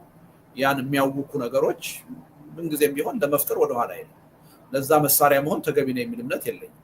እና ምናልባት በተቃዋሚነት ደረጃ ያሉ የፖለቲካ ኃይሎችን የሚያወዛግብ ነገርም ከተፈጠረ ያን በጀመሩት መልኩ ቁጭ ብለው በውይይት በድርድር ለመፍታት በምክክር ለመፍታት መሞከር ነው የሚያስፈልገው እንጂ የመንግስት የመከፋፈል መሳሪያ መጠቀሚያ መሆን አለባቸው የሚል እምነት የለኝም። ግን ምን ተፈጠረ የሚለውን እውነቱን ለመናገር ብዙ መረጃ የለኝም። ጥሩ እሺ፣ እነኛ ድምፆች ነበሩ። ተገቢ የሆነው ምክር ሰጥተሃል። ያንኑ ነው የትብብር ድምፆችን አሁን በስፋት አንደኛው በአብሮነት በኩልም እንዲህ አይነት ነገር የጎንዮሽ ችግር እንዲቀረፉ መጠነኛ የሆነ የሚያግባብ ወይም ሚኒመም ኮመን አጀንዳ እንዲኖር ከዛም አልፎ በልሂቃን መካከል ያለው ልዩነት ብሪጅ እንዲደረግ እንዲጠብ ከዛም አልፎ ቢቻል አንድ የትግል መስመርና ስትራቴጂ ተይዞ በጋራ ትግል እንዲመጣ ነው ስትጥር የነበረው። ሌሎችም ኃይሎች ሲያደርጉ ነበር። አንዱን ጠቅሳል። የኦሮሞ ልሂቃን ተሰባስበው የቤታችንን ችግር እንነጋገር ብለው አድርገዋል። የፖለቲካ ፓርቲዎችም በጋራ መግለጫ እያወጡ ነው። አንድ 8 ፓርቲዎች ትላንትና አውጥተዋል። አንድ 4 ፓርቲዎች ደግሞ ዛሬ መግለጫ አውጥተዋል። እነኚህ ነገሮች ሁሉ ወደ አንድ ቦታ ማምጣት እንኳን ቢያስቸግር በተለይ አሁን ባለው ሁኔታ አይሆንም፣ ሊሆንም አይችልም። ነገር ግን እስካሁን ድረስ ባለው ሂደት አንተም በተሳተፍክበት መድረክና ውጤት ምን ምልክት እየሰጡ ነው? ወደ መሰባሰቡ፣ ወደ አንድነት ወደ መምጣቱ፣ ጋራ አጀንዳ ወደ መቅረጹ እየቀረበ ነው ወይስ ጠዋት ሲቋጠር ማታ እየተፈታ እያስቸገረ ነው ያለው? እንግዲህ የዶክተር አብይ አገዛዝ ከመጣ በኋላ ያለውን ሂደት ካየን ተቃዋሚዎች በጣም በተበታተነ ሁኔታ ነው እንቅስቃሴ ያደርጉ የነበረው። እንኳንስ አብረው ቁጭ ብለው አለን በሚሉት የጋራ ጉዳይ ሊመክሩና አንዱ ሌላውን ሲቃወሙ የነበረበት ሁኔታ ነው ያለው። ያ ነገር አሁን ሰከን እያለ የጨሰው አቧራ እየረገበ እና አቅጣጫ እየያዘ እየመጣ መሆኑን እያየን እና አበረታች ነገሮች ናቸው እያየን ያለ። የአብሮነት ኢትዮጵያ ያዘጋጃቸው መድረኮች እሱን እያሳዩ ነው። ትናንት ከትናንት በፊት በፍጹም በአንድ መድረክ አብረው ይታያሉ ተብለው የማይገመቱ ሰዎች አይ የጋራ ጉዳይ አለን ልዩነት ብቻ አይደለም ያለን ብለው በጋራ መጥተው ለመነጋገር ፈቃደኛ ሲሆኑ አይተናል። እና ይሄ በጣም በጣም ከግምታችንም በላይ በሆነ መጠን አበረታች የሆነ ነገር ነው። የበለጠ መበረታታት አለበት የሚል እምነት ነው ያለው። ከዛ ውጪ የአብሮነት ኢትዮጵያ ከሚያደርገው እንቅስቃሴም ደግሞ ውጪ ሌሎች ለምሳሌ የኦሮሞ ኃይሎች መድረኮች እየፈጠሩ እየተነጋገሩ ነው። የአማራ ኃይሎች መድረኮች እየፈጠሩ እየተነጋገሩ ነው። አንዳንድ ሰዎች እነዚህ መድረኮች መፈጠራቸው ምናልባት የአብሮነትን እንቅስቃሴ ችግር ውስጥ የሚከት ወይም የሚያስከፋ አድርገው የሚያዩ ሰዎች አሉ። እኛ በተቃራኒው ነው የምናየው። የትግራይ ኃይሎች በውስጣቸው ያለውን ችግር ተነጋግረው ቢፈቱ ጠቃሚ ነው ብለን ነው የምናምነው። ለሀገር ይጠቅማል ብለን ነው የምናምነው። የኦሮሞ ኃይሎች ቀድመው በውስጣቸው ያለውን ችግር በንግግር በውይይት ቢያጠቡት ቢፈቱት ለአጠቃላይ ለሀገር ይጠቅማል ብለን ነው የምናምነው። የአማራ ኃይሎችን በውስጣቸው ያለውን መከፋፈል ችግር በውይይት በድርድር ቢፈቱት ለአጠቃላይ ለሀገር ይጠቅማል ብለን ነው የምናምነው። እና የአብሮነት ኢትዮጵያ አሁን የጀመረውን እንቅስቃሴ እነዚህ አይነት እንቅስቃሴዎች ይረዳሉ፣ ይደግፋሉ የሚል እምነት ነው ያለን። ይጠቅማሉ የሚል እምነት ነው ያለን። ያው ሞገስ ታውቃለህ አይደለ? ለምሳሌ ከወራት በፊት ትዕይንተ ህዝቡን ስናካሂድ የፖለቲካ ኃይሎችን ስንጋብዝ ለምሳሌ ትግራይ 2 ኃይሎችን ለመጋበዝ የተገደድንበት ሁኔታ ነበር። አማራ ክልል ቢያንስ 2 አመለካከቶች እንዲወከሉ ብለን 2 ሰዎችን ለመጋበዝ የተገደድንበት ሁኔታ ነበር። ኦሮሚያም እንደዛ። ይሄ ለምንድነው የሆነው? በውስጥ ክፍፍል ስላለ አለመግባባት ስላለ። ነገር ግን መጀመሪያ በቅድሚያ አካባቢ ውስጥ ያለን የፖለቲካ ኃይሎች የጋራ ህብረት መፍጠር አለብን፣ በልዩነታችን ዙሪያ መወያየት አለብን ብለው ከተሰባሰቡ የአብሮነት ኢትዮጵያ የተነሳለትን ዓላማ የሚደግፍ እንቅስቃሴ ነው እና በጣም ነው እኔ የምደግፈው የማበረታተው። እና የኦሮሞ ኃይሎች አሁን እየተቀራረቡ እየተገናኙ መነጋገራቸው በጣም በጣም ጠቃሚ ነገር ነው። የበለጠ ተጠናክሮ መቀጠል ያለበት። የአማራ ኃይሎችም እንደዚህ፣ የትግራይ ኃይሎችም ከዚህ ተምረው የውስጥ ችግራቸው በጋራ ለመፍታት መጣር አለባቸው የሚል እምነት አለ።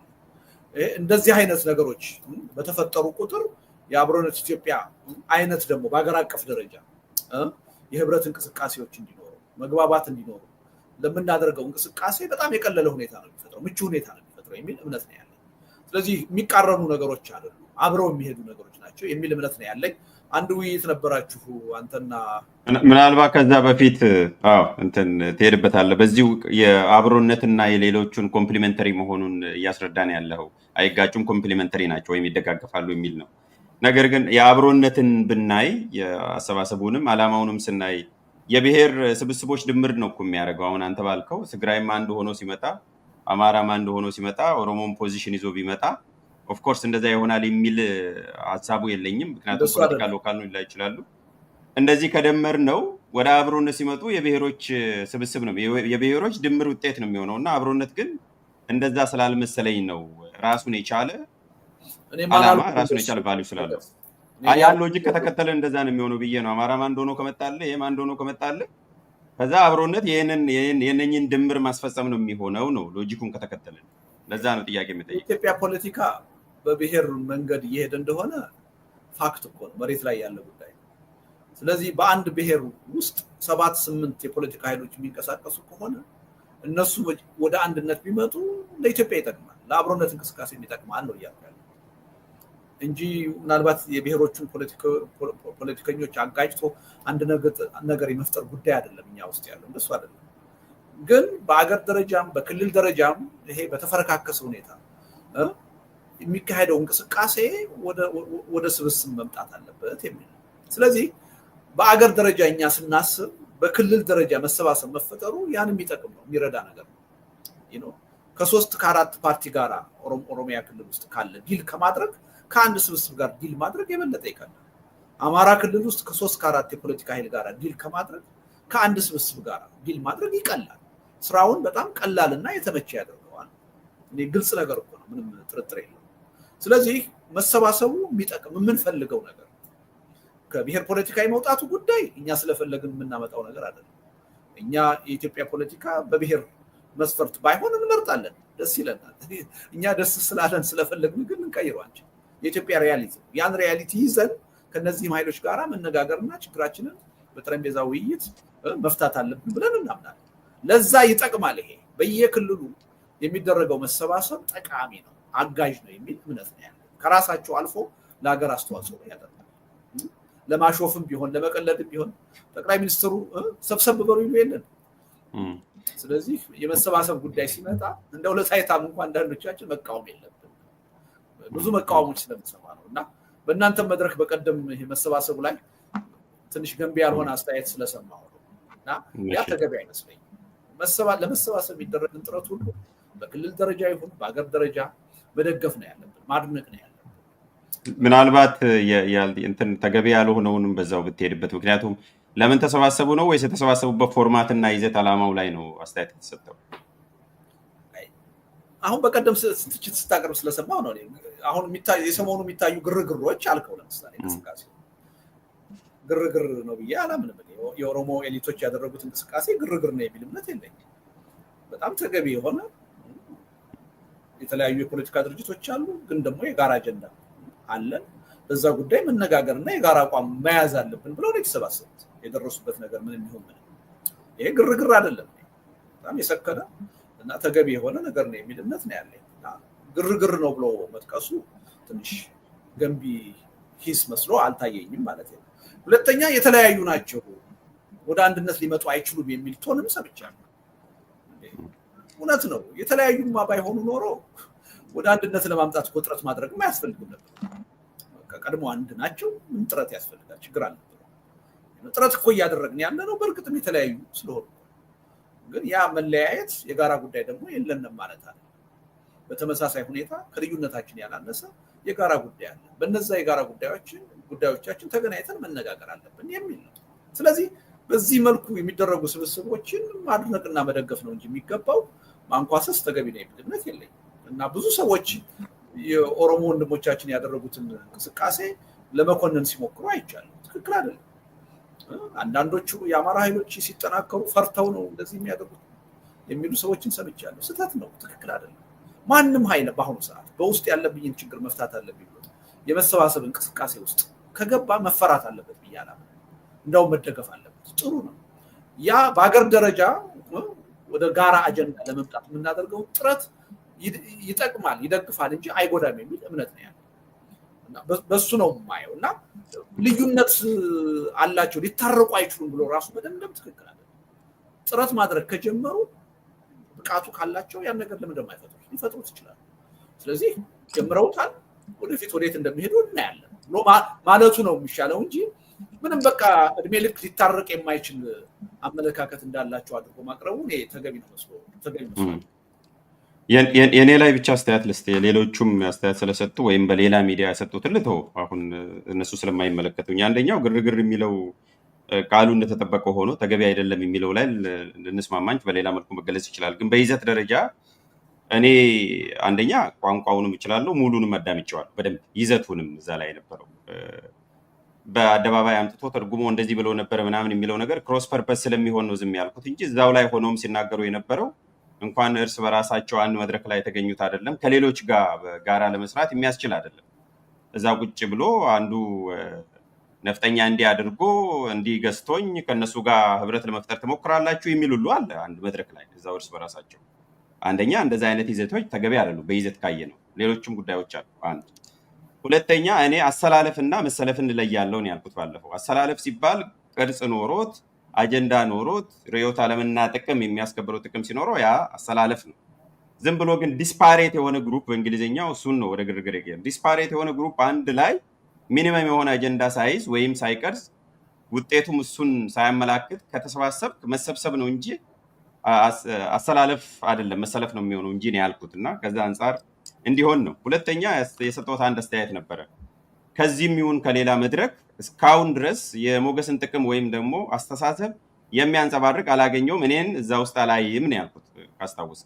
አሁንም አላይም። አዎ ምክንያቱም የአብሮነትን ለምሳሌ ይዘቱን አይቼ የምደግፈው ምንም ቢሆን ወደ እኔ ትንሽም ቢሆን የሚጠጋው በአንድነት እኔ የብሔር ስብስብ ልሂቃኖች ተሰባስበው የኔንም ጥቅም የኢትዮጵያንም ጥቅም ያስጠብቃሉ ብዬ አላምንም። ዛሬ ሊሆን የሚችለው ኢትዮጵያን እንደ ኢንቲቲ ኢትዮጵያን ራሷን ችላ ከብሔሮች ውጪ ከግለሰቦች ውጪ ጥቅሟ መከበር አለበት፣ ጠበቃ ያስፈልጋታል ብዬ ስለማስብ ነው።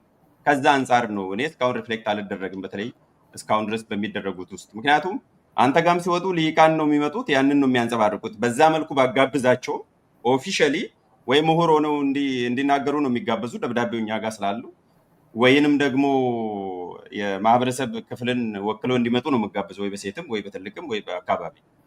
በይዘት ደረጃ ግን አሁንም ዲፎልት ሞዱ ምንድነው? ወደ ብሔር ነው የሚሄዱት። እንደምታየው አንተንም ሲያስቸግሩ የነበሩ ሞዴሬት ስታደርግና ያንን ሳይ እስካሁን ድረስ እኔና መሰል ሰዎችን ጥቅምና ፍላጎት የሚያንጸባርቅ አላየውም የሚል ነው። ሰው ሁለት አስተያየት ነው የሰጠሁት ከግርግር ከቃሉ ውጪ እነኚህ ነገሮች መስተካከል እንዳለባቸው ነው።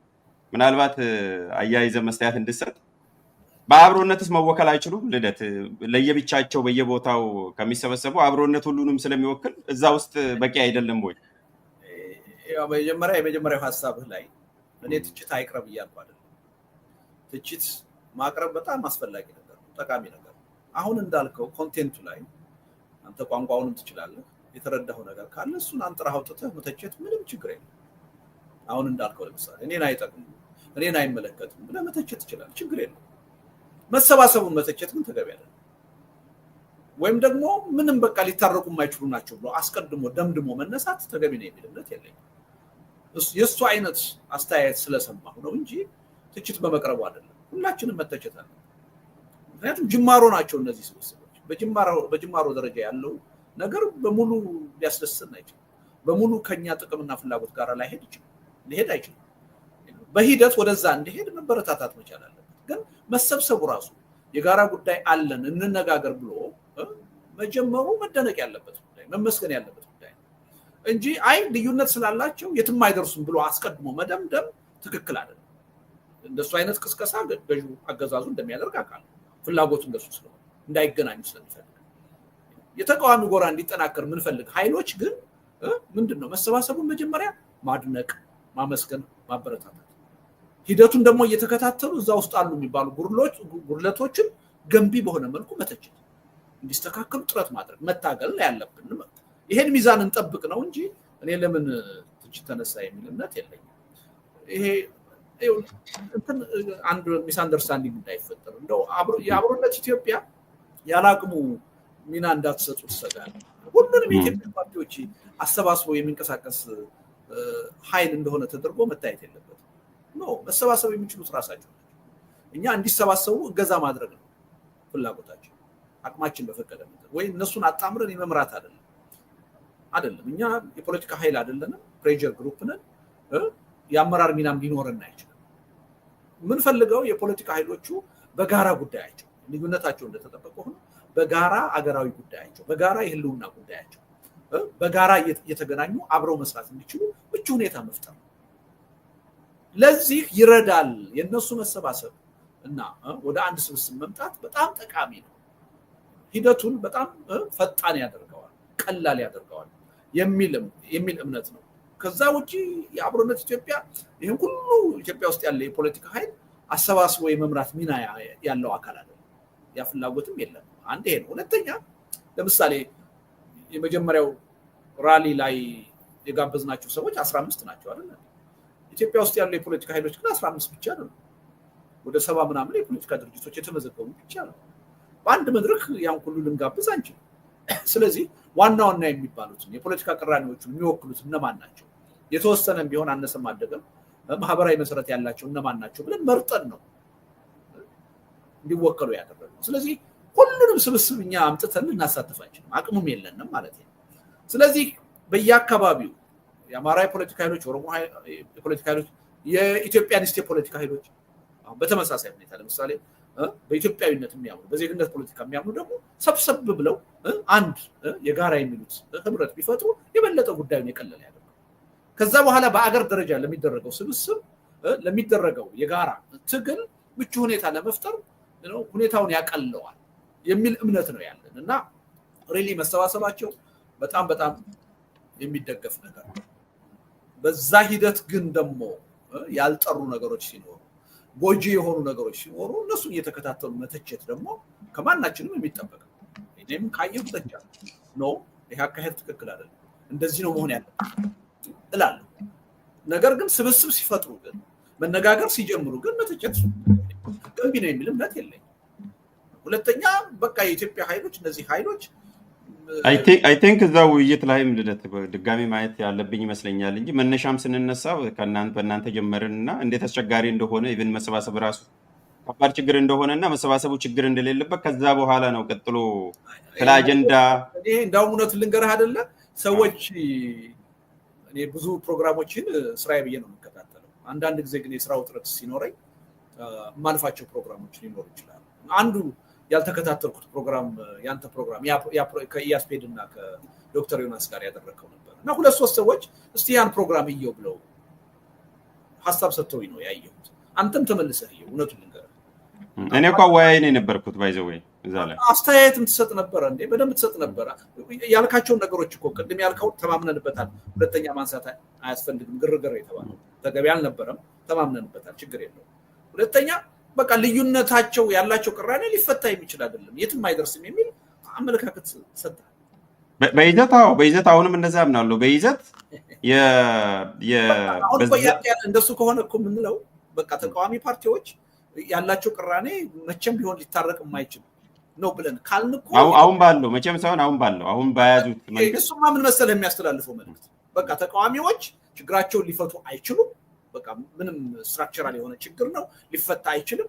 ስለዚህ አሁን ኢትዮጵያ ያላት አማራጭ በስልጣን ላይ ያለው አገዛዝ ብቻ ነው ብሎ እኮ ማስተላለፍ ነው። እንደዛ ሳይሆን አሁን በያዙት አያያዝ አሁን እኮ መልስም እየሰጠ ያለው እንዴት አድርገን የጋራ አጀንዳ እንቅረጽ እንዳልከው ቅድም ስትራቴጂያችንን እንዴት እናስማማ ኢቨን የሰላማዊና ሰላማዊ ያልሆነ ትግል በዛን ያነሳሁት እንዴት ተደርጎ አሁን ባለው ኢትዮጵያ ፖለቲካ አንዱ አንዱን ሳይጠልፍ መሄድ እንችላለን ብለህ ከዚህ በፊትም ስትከራከር ነበረ። እኔ በጣም ያስቸግራል ብለን የተለያየ ነው በባለፈው ውይይት ካስታወስ እኔ ከዛ ከይዘቱና ከስትራቴጂ አንጻር አሁን በያዙት መንገድ አንዱ ሲገነባ መልሶ ገና ሁለት ቀንም ሳይቆይ ሌላኛው ከኋላ ያፈርሳል።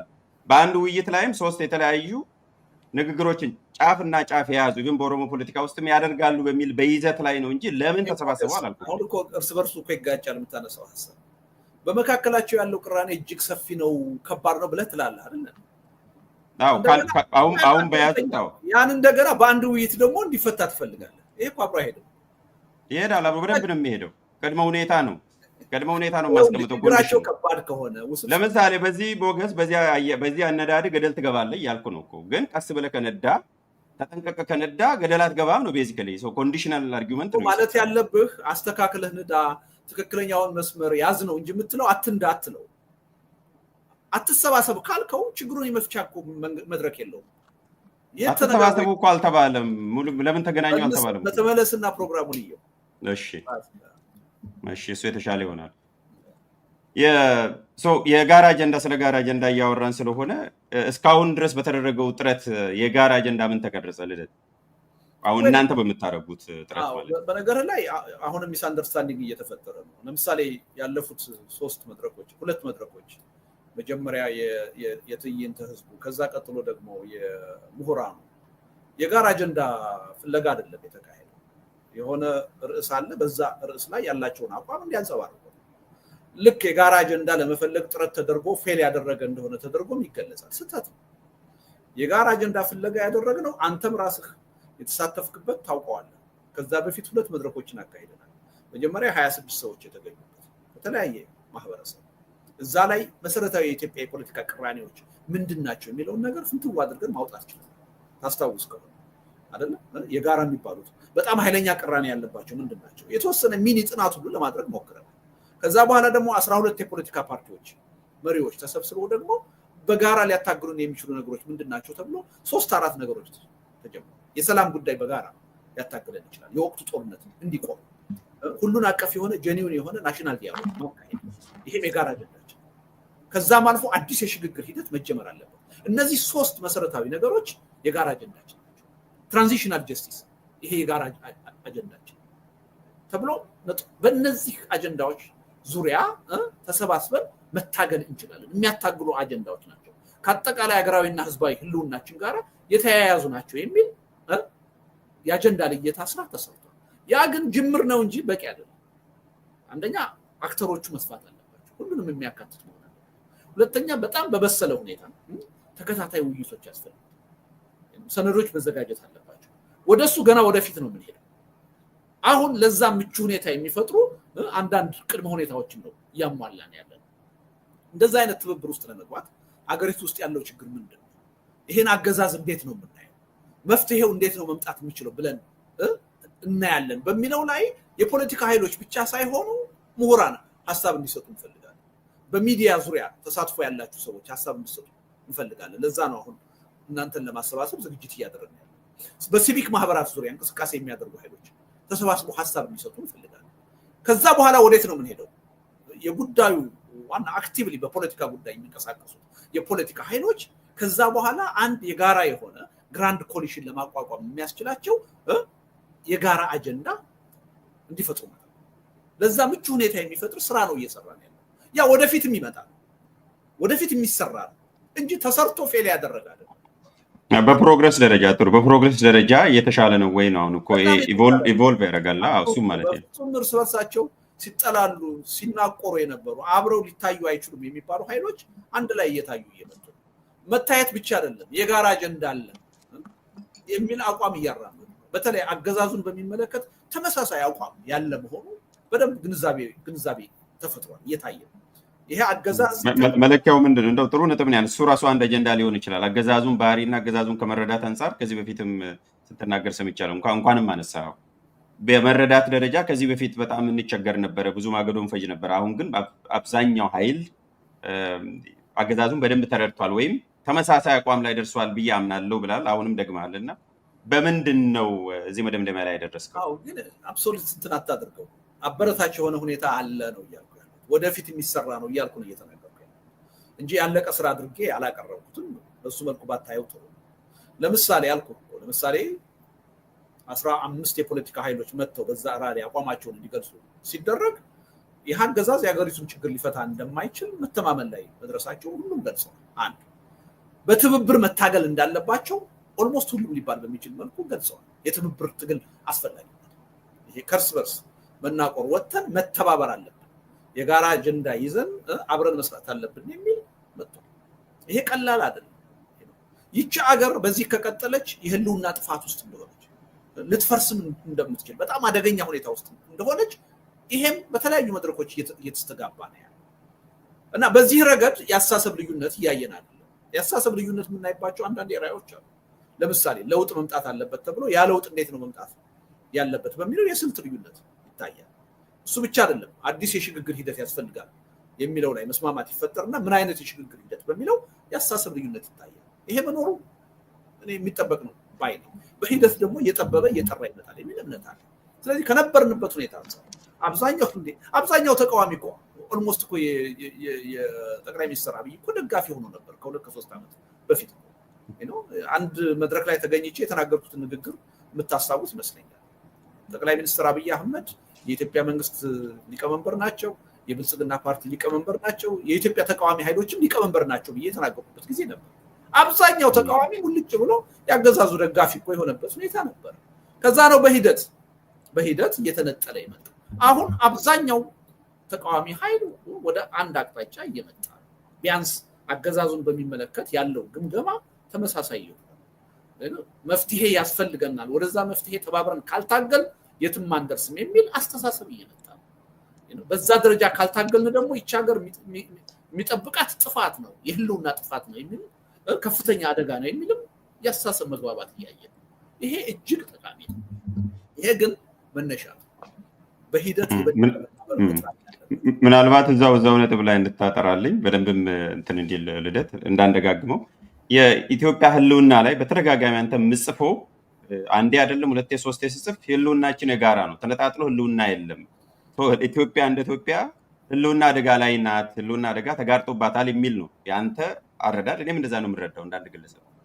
አሁን የምትላቸው ኃይሎች እሱ ላይ የጋራ መስማማት ኢትዮጵያ ብትፈርስ እንጎዳለን፣ ኢትዮጵያ የመፍረስ እድል እየገጠማት ነው የሚል ከራሳቸው ጥቅም ከማየት አንፃር ያንን በዛ መልኩ ቢያንስ አብዛኛው ሁሉም ሊሆን አይችልም፣ አብዛኛው በዛ መልኩ እየተረዳ ነው ብለህ ታስባለህ? የኔ መረጃና መረዳት እስካሁን ድረስ ያካሄድናቸው መድረኮችም እያሳዩን ያለው እሱ ነው። እኔ እውነቱን ልንገርህ አይደለም በጣም ታውቃለህ፣ ኢትዮጵያ ከመዳን ይልቅ የመፍረስ እድሏ የሰፋ ነው ብዬ ነው ለረጅም ጊዜ የምናገር። ሪሊ ይሄን አስተሳሰቤን ሁሉ ቻሌንጅ የሚያደርግ ለውጥ ነው እያየሁ ያለው። በጣም አበረታች ነው። በጣም ገርሞኛል። ያልጠበቅኩት ብዙ ድካም ይጠይቃል ብዬ አስብ የነበረው በጣም በፍጥነት ማቹር እያደረገ ያለ አስተሳሰብ ነው ያያያል። አብዛኛዎቹ የፖለቲካ ኃይሎች የተናጠል ትግል የትም አያደርሰን፣ ህልውናችን የተሳሰረ ነው። አሁን በያዝነው መንገድ ከቀጠል ሁላችንም እንጠፋለን። ስለዚህ ተባብረን መታገር አለብን የሚለው አስተሳሰብ እኔ ማመን ከምችለው በላይ በፍጥነት እያደገ ነው። ይሄን ማበረታታት ወደዛ አቅጣጫ የበለጠ መግፋት አለብን የሚል እምነት አለ። ገዢው ፓርቲ ኢትዮጵያን ሴቭ እናድርግ ከሚለው አንፃር ኢትዮጵያን ሴቭ እናድርግ ከሚለው አንፃርስ ከእምነት አንፃር ይሄ እኮ ነው። በኢትዮጵያ መፍረስ እጠቀማለሁ የሚል የፖለቲካ ኃይል አሁን አለ ማለት አይቻልም። የለም። እንዳውም እያለ ያለው ማን ነው? ኢትዮጵያን የማፍረስ አጀንዳ አሁን አገዛዙ እያራመደ እየሰማን ነው። የኤታማዦር ሹሙ ሰምተናል። ኢትዮጵያን የመበተን አስተሳሰብ የሚያራምደው አሁን ገዢው ፓርቲ ነው። አብዛኛዎቹ ድሮ በተገንጣይነት ይታሙ የነበሩ የመገንጠል አጀንዳ ያራምዳሉ የሚባሉ ሳይቀሩ ያንቶን አሁን ትተውት ይሄ ጉዳይ ሁላችንንም የሚያጠፋ ከዚህ ጥፋት መዳን የምንችለው በጋራ አጀንዳ ተሰባስበን በጋራ መታገል ነው የሚል አስተሳሰብ ላይ እየመጡ ይሄ አገዛዙን ነው ሊያስጨንቀው የሚገባው ሊያስፈራው የሚገባው። ሌላው ህብረተሰብ ግን የኢትዮጵያ ህዝብ ትግል ተጠናክሮ ለውጤት እንዲበቃ የምንፈልገው ኃይሎች ግን ይሄን መደገፍ ነው ያለበት፣ ማበረታታት ነው ያለበት እንጂ ይሄን ማንኳሰስ፣ ይሄን ማጣጣል፣ ይሄን ዲስካሬጅ ማድረግ ይጠቅማል የሚል እምነት የለኝም። በጣም ጥሩ። ወደ መጨረሻው እንሻገርና አብሮነት የአንድ ታላቅ ዝግጅት ለዚህ ቅዳሜ አዘጋጅቶ ነበረ፣ ግን ከአቅም በላይ በሆነ ምክንያት ተዘዋውሯል ለሚቀጥለው ሳምንት የሚል ደርሶናል ደብዳቤና ይሄ ይታያል መሰለኝ የውይይት ቀን መቀየርን ማሳወቅን ይመለከታል የሚል ነው። ይሄ ለሚዲያ ሰዎች ነው የታቀደው። የሚቀጥለው ሳምንት እንደሚኖር ኦገስት 9 በፈረንጆቹ ወይም ነሐሴ 3 ቀን በተመሳሳይ ሰዓትና ጊዜ እንደምንገናኝ ነው ያሳወቀን። እስቲ አንድ መልእክት እንድታስተላልፍልን ነው ጨመቅ ባለ መልኩ። ምንድን ነው ምን ዓላማ ለማሳካት ነው ይሄ የሚቀጥለው ሳምንት የሚደረገው ዝግጅት? ያው ምንድነው ለፊታችን ቅዳሜ ነበር ይሄ የሚዲያ ሰዎቹ ውይይት የታሰበው። ነገር ግን ልክ ባለፈው ሳምንት እንደታየው የፕሮግራም ግጭቶች አይተናል እና አንዳንድ ለዛ መድረክ የጋበዝናቸው ሰዎች ሌላ መድረክ ላይ ተጋብዘው እንደሚቀርቡ እና ሁለቱም መድረክ ላይ መገኘት ስለማንችል ጊዜውን ማሻሻል ብትችሉ የሚል ጥያቄ ቀረበልን ከአንዳንድ ሰዎች እና ደግሞ የነዛ ሰዎች መገኘት ደግሞ ጠቃሚ ነው የሚል እምነት ስላለ በትናንትናው ዕለት ተነጋግረን የአብሮነት ስብስብ እንግዲያው ይሄን ውይይት ባለፈውም የተፈጠረው ነገር ካለመነጋገር ስለሆነ የተለያዩ ውይይቶች በአንድ ቀን በአንድ ሰዓት ሲካሄዱ መታየቱ ለህብረተሰቡ የሚያስተላልፈው መልእክት ጥሩ ስላልሆነ እኛ ብንቀይር ይሻላል። ያኔ ማውቀን ቢሆን ቀድመን እንቀይር ነበር ባለማወቃችን። አሁንም ቢሆን አንዳንድ ሰዎች ሌሎች መድረኮች እንዳሉባቸው እየገለጹልን ስለሆነ ይሄን ውይይት ለሚቀጥለው ሳምንት ብናስተላልፈው የተሻለ ይሆናል ብለን ወስነን በዛ ምክንያት ነው ያስተላለፍነው እና ነገ ቅዳሜ ብናካሂደው የሚቀሩብን ሰዎች መኖራቸውን ስላወቅን እሱ ደግሞ አይጠቅምም የሚል እምነት ስላለን ለዛ ነው ያስተላለፍነው። ጥሩ። ዓላማውስ ምን ነው የሚያሳካው? ያው መካሄዱ ስለማይቀር የሚቀጥለው ሳምንት በዋናነት ምን ለማሳካት ነው? ይሄ ቼይን ስለሆነ ከዚህ በፊቱ ጋር ተያይዞ መታየት ስላለበት አብሮነት ሲያደርግ ከነበራቸው ነገሮች ውስጥ ከዛ ውስጥ ምን ለማሳካት ነው? የትኛውን አስፔክት የትኛውን ዓላማ ለማሳካት? ደብዳቤው ላይ የተገለጸውን ያየኸው ይመስለኛል። የአብሮነት ኢትዮጵያ በወቅቱ የኢትዮጵያ ሕዝብ ትግል የመገናኛ ብዙሃን ሚና በጣም ከፍተኛ ነው የሚል እምነት ነው ያለው። ትግሉን በማጠናከር ረገድም ትግሉን በመከፋፈልና በማዳከም ረገድም ሚዲያዎች ያላቸው ሚና ከባድ ነው፣ እንደውም ከሁሉም የላቀ ነው የሚል እምነት ነው ያለው። ስለዚህ የፖለቲካ ኃይሎቹ ምሁራኑ ተቀራራቢ የሆነ አጀንዳ ይዘን ትግሉን ማጠናከር ብንችል እንኳ መገናኛ ብዙሃን በዛ መጠን የመተባበር መንፈስ ከሌላቸው ከጥላቻ ንግግር ከጥላቻ ፖለቲካ ራሳቸውን ካላራቁ የህዝብ ለህዝብ መቀራረብ ካልሰበኩ ትግሉ የትም አይደርስም የሚል እምነት ነው ያለው። ስለዚህ አንድ አጀንዳ ኦልሬዲ ሴት አድርገናል። የወቅቱ የኢትዮጵያ ህዝብ ትግል ተጠናክሮ ለውጤት እንዲበቃ የመገናኛ ብዙሃን ሚና ምን መሆን ይገባዋል የሚል አጀንዳ ነው ያቀረበው። በዚህ አጀንዳ ዙሪያ ታዋቂነት ያላቸው የመገናኛ ብዙሃን ሰዎች የራሳቸውን አቋም ለመድረኩና ለህዝቡ እንዲገልጹ ነው የፈለገው እና ያ መድረክም ልክ ባለፉት መድረኮች እንዳየነው የመገናኛ ብዙሃኑ ምን ያህል ተቀራራቢ አመለካከት አላቸው፣ በመካከላቸው ያላቸው ልዩነትና ቅራኔ ምን ያህል ሰፊ ነው፣ ቢያንስ የጋራ በሚባል ጉዳይ ላይ በጋራ ለመስራት ምን ያህል ፍላጎት አላቸው፣ ችግሩን በመረዳት ረገድ ያላቸው መቀራረብ ምን ያህል ነው የሚለውን በደንብ ለመመዘን የሚጠቅመን ይመስለኛል። እና ውጤቱን ያው ከሆነ በኋላ የምናየው ነው። ግን በጣም ወሳኝ መድረክ ነው። ምናልባትም ከሌሎቹ መድረኮች በበለጠ ትኩረት የሚስብ መድረክ ይመስለኛል። ምክንያቱም በመገናኛ ብዙሃኑ መካከል ያለው ቅራኔ ቀላል አይደለም። አንዳንድ ጊዜ ከፖለቲካ ኃይሎችም የሰፋ ነው። በእጃቸው የያዙትን መሳሪያ ደግሞ ቅራኔን የበለጠ ለማራገብ ደግሞ እድል የሚሰጥ እና ይሄ ትግሉን በመጥቀምም በመጉዳትም ያለው ሚና ከፍተኛ ስለሆነ እንደው ከፍተኛ የሆነ የህብረተሰብ ትኩረት የሚስባል የሚል እምነት አለኝ እና በዛ ረገድ የሚገኘው ውጤትም ለትግሉ በጣም ጠቃሚ ነው የሚል እምነት አለ እና በጉጉት የምንጠብቀው መድረክ ነው።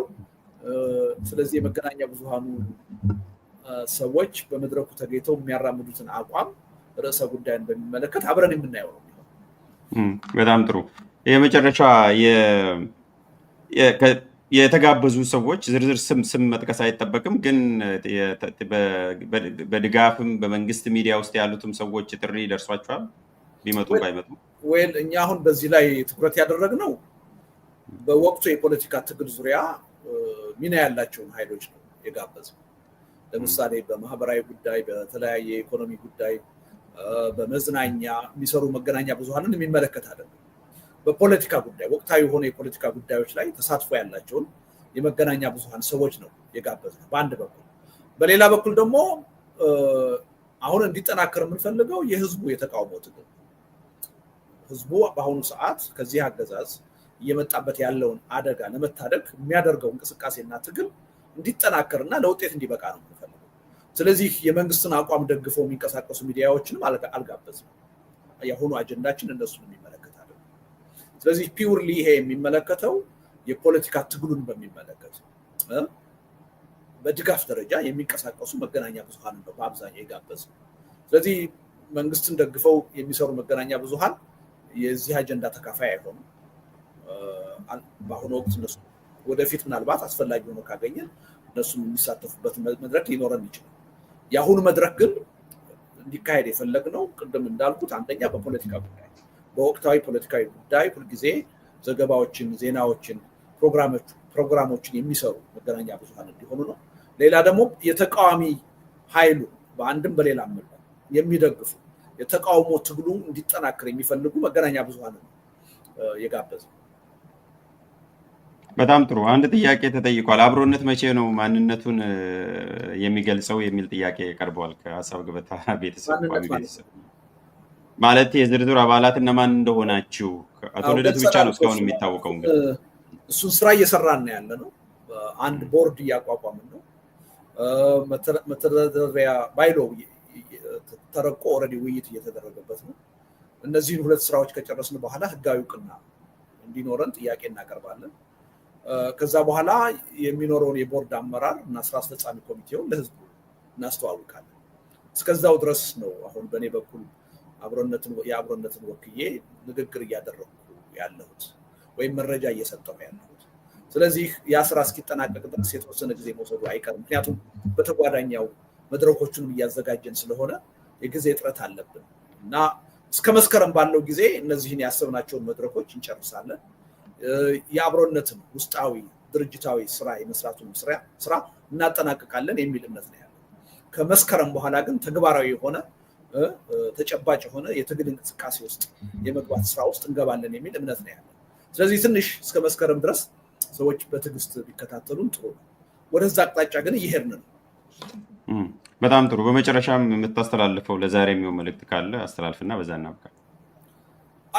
እንግዲህ ያው ሁሉን ነገር ብለነዋል ሞገስ። ግን ዋናው ነገር ምንድነው? አሁን የገጠመን ችግር እጅግ ከባድ ችግር ነው። ይሄን ችግር በተናጠል ትግል አንወጣው። ልንወጣው የምንችለው በትብብር ትግል ነው። ምክንያቱም የሁላችንንም ህልውና ደህንነት የሚመለከት አደጋ ነው የገጠመን። ስለዚህ የትብብር ጉዳይ ልዩ ትኩረት ማግኘት አለበት የሚል እምነት አለ።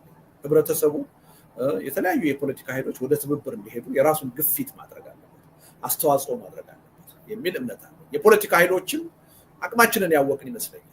በተናጠል በእርስ በርስ ሽኩቻ የትም እንደማንደርስ ይሄን ባደረግን ቁጥር ተጠቃሚው አገዛዙ እንደሆነ በደንብ የተረዳን ይመስለኛል። በደንብ ትምህርት ያገኘን ይመስለኛል። ስለዚህ የትብብር መድረኮች የበለጠ ተጠናክረው ለውጤት እንዲበቁ ሁላችንም መረባረብ ያለብን ይመስለኛል። ህዝቡም በተለያየ መልኩ መገናኛ ብዙሃንም ይሄን ድጋፍ ማድረግ አለባቸው የሚል እምነት ነው ያለኝ። ሞገስ በጣም ነው የማመሰግነው እድሉን ስለሰጠኸኝ። አንተንም እኔንም ደግሞ ረጅም ጊዜ ወስደው ከ1 ሰዓት ከ30 በላይ ለተከታተሉ አድማጮችም ምስጋና አቀርባለሁ እና ከልብ ነው የማመሰግነው ሞገስ። እኔም በጣም አመሰግናለሁ ያሉትን ወቅታዊ ጉዳዮች ዘርዘር ባለመልኩ ስለተወያየን። አድማጭ ተመልካቾችንም አንተን ተከትዬ አመሰግናለሁ። የዛሬው ውይይትን በዚህ ፈጽመናል። በሌሎች መድረኮች በድጋሚ እስክንገናኝ ድረስ ቸር ሰንብቱ።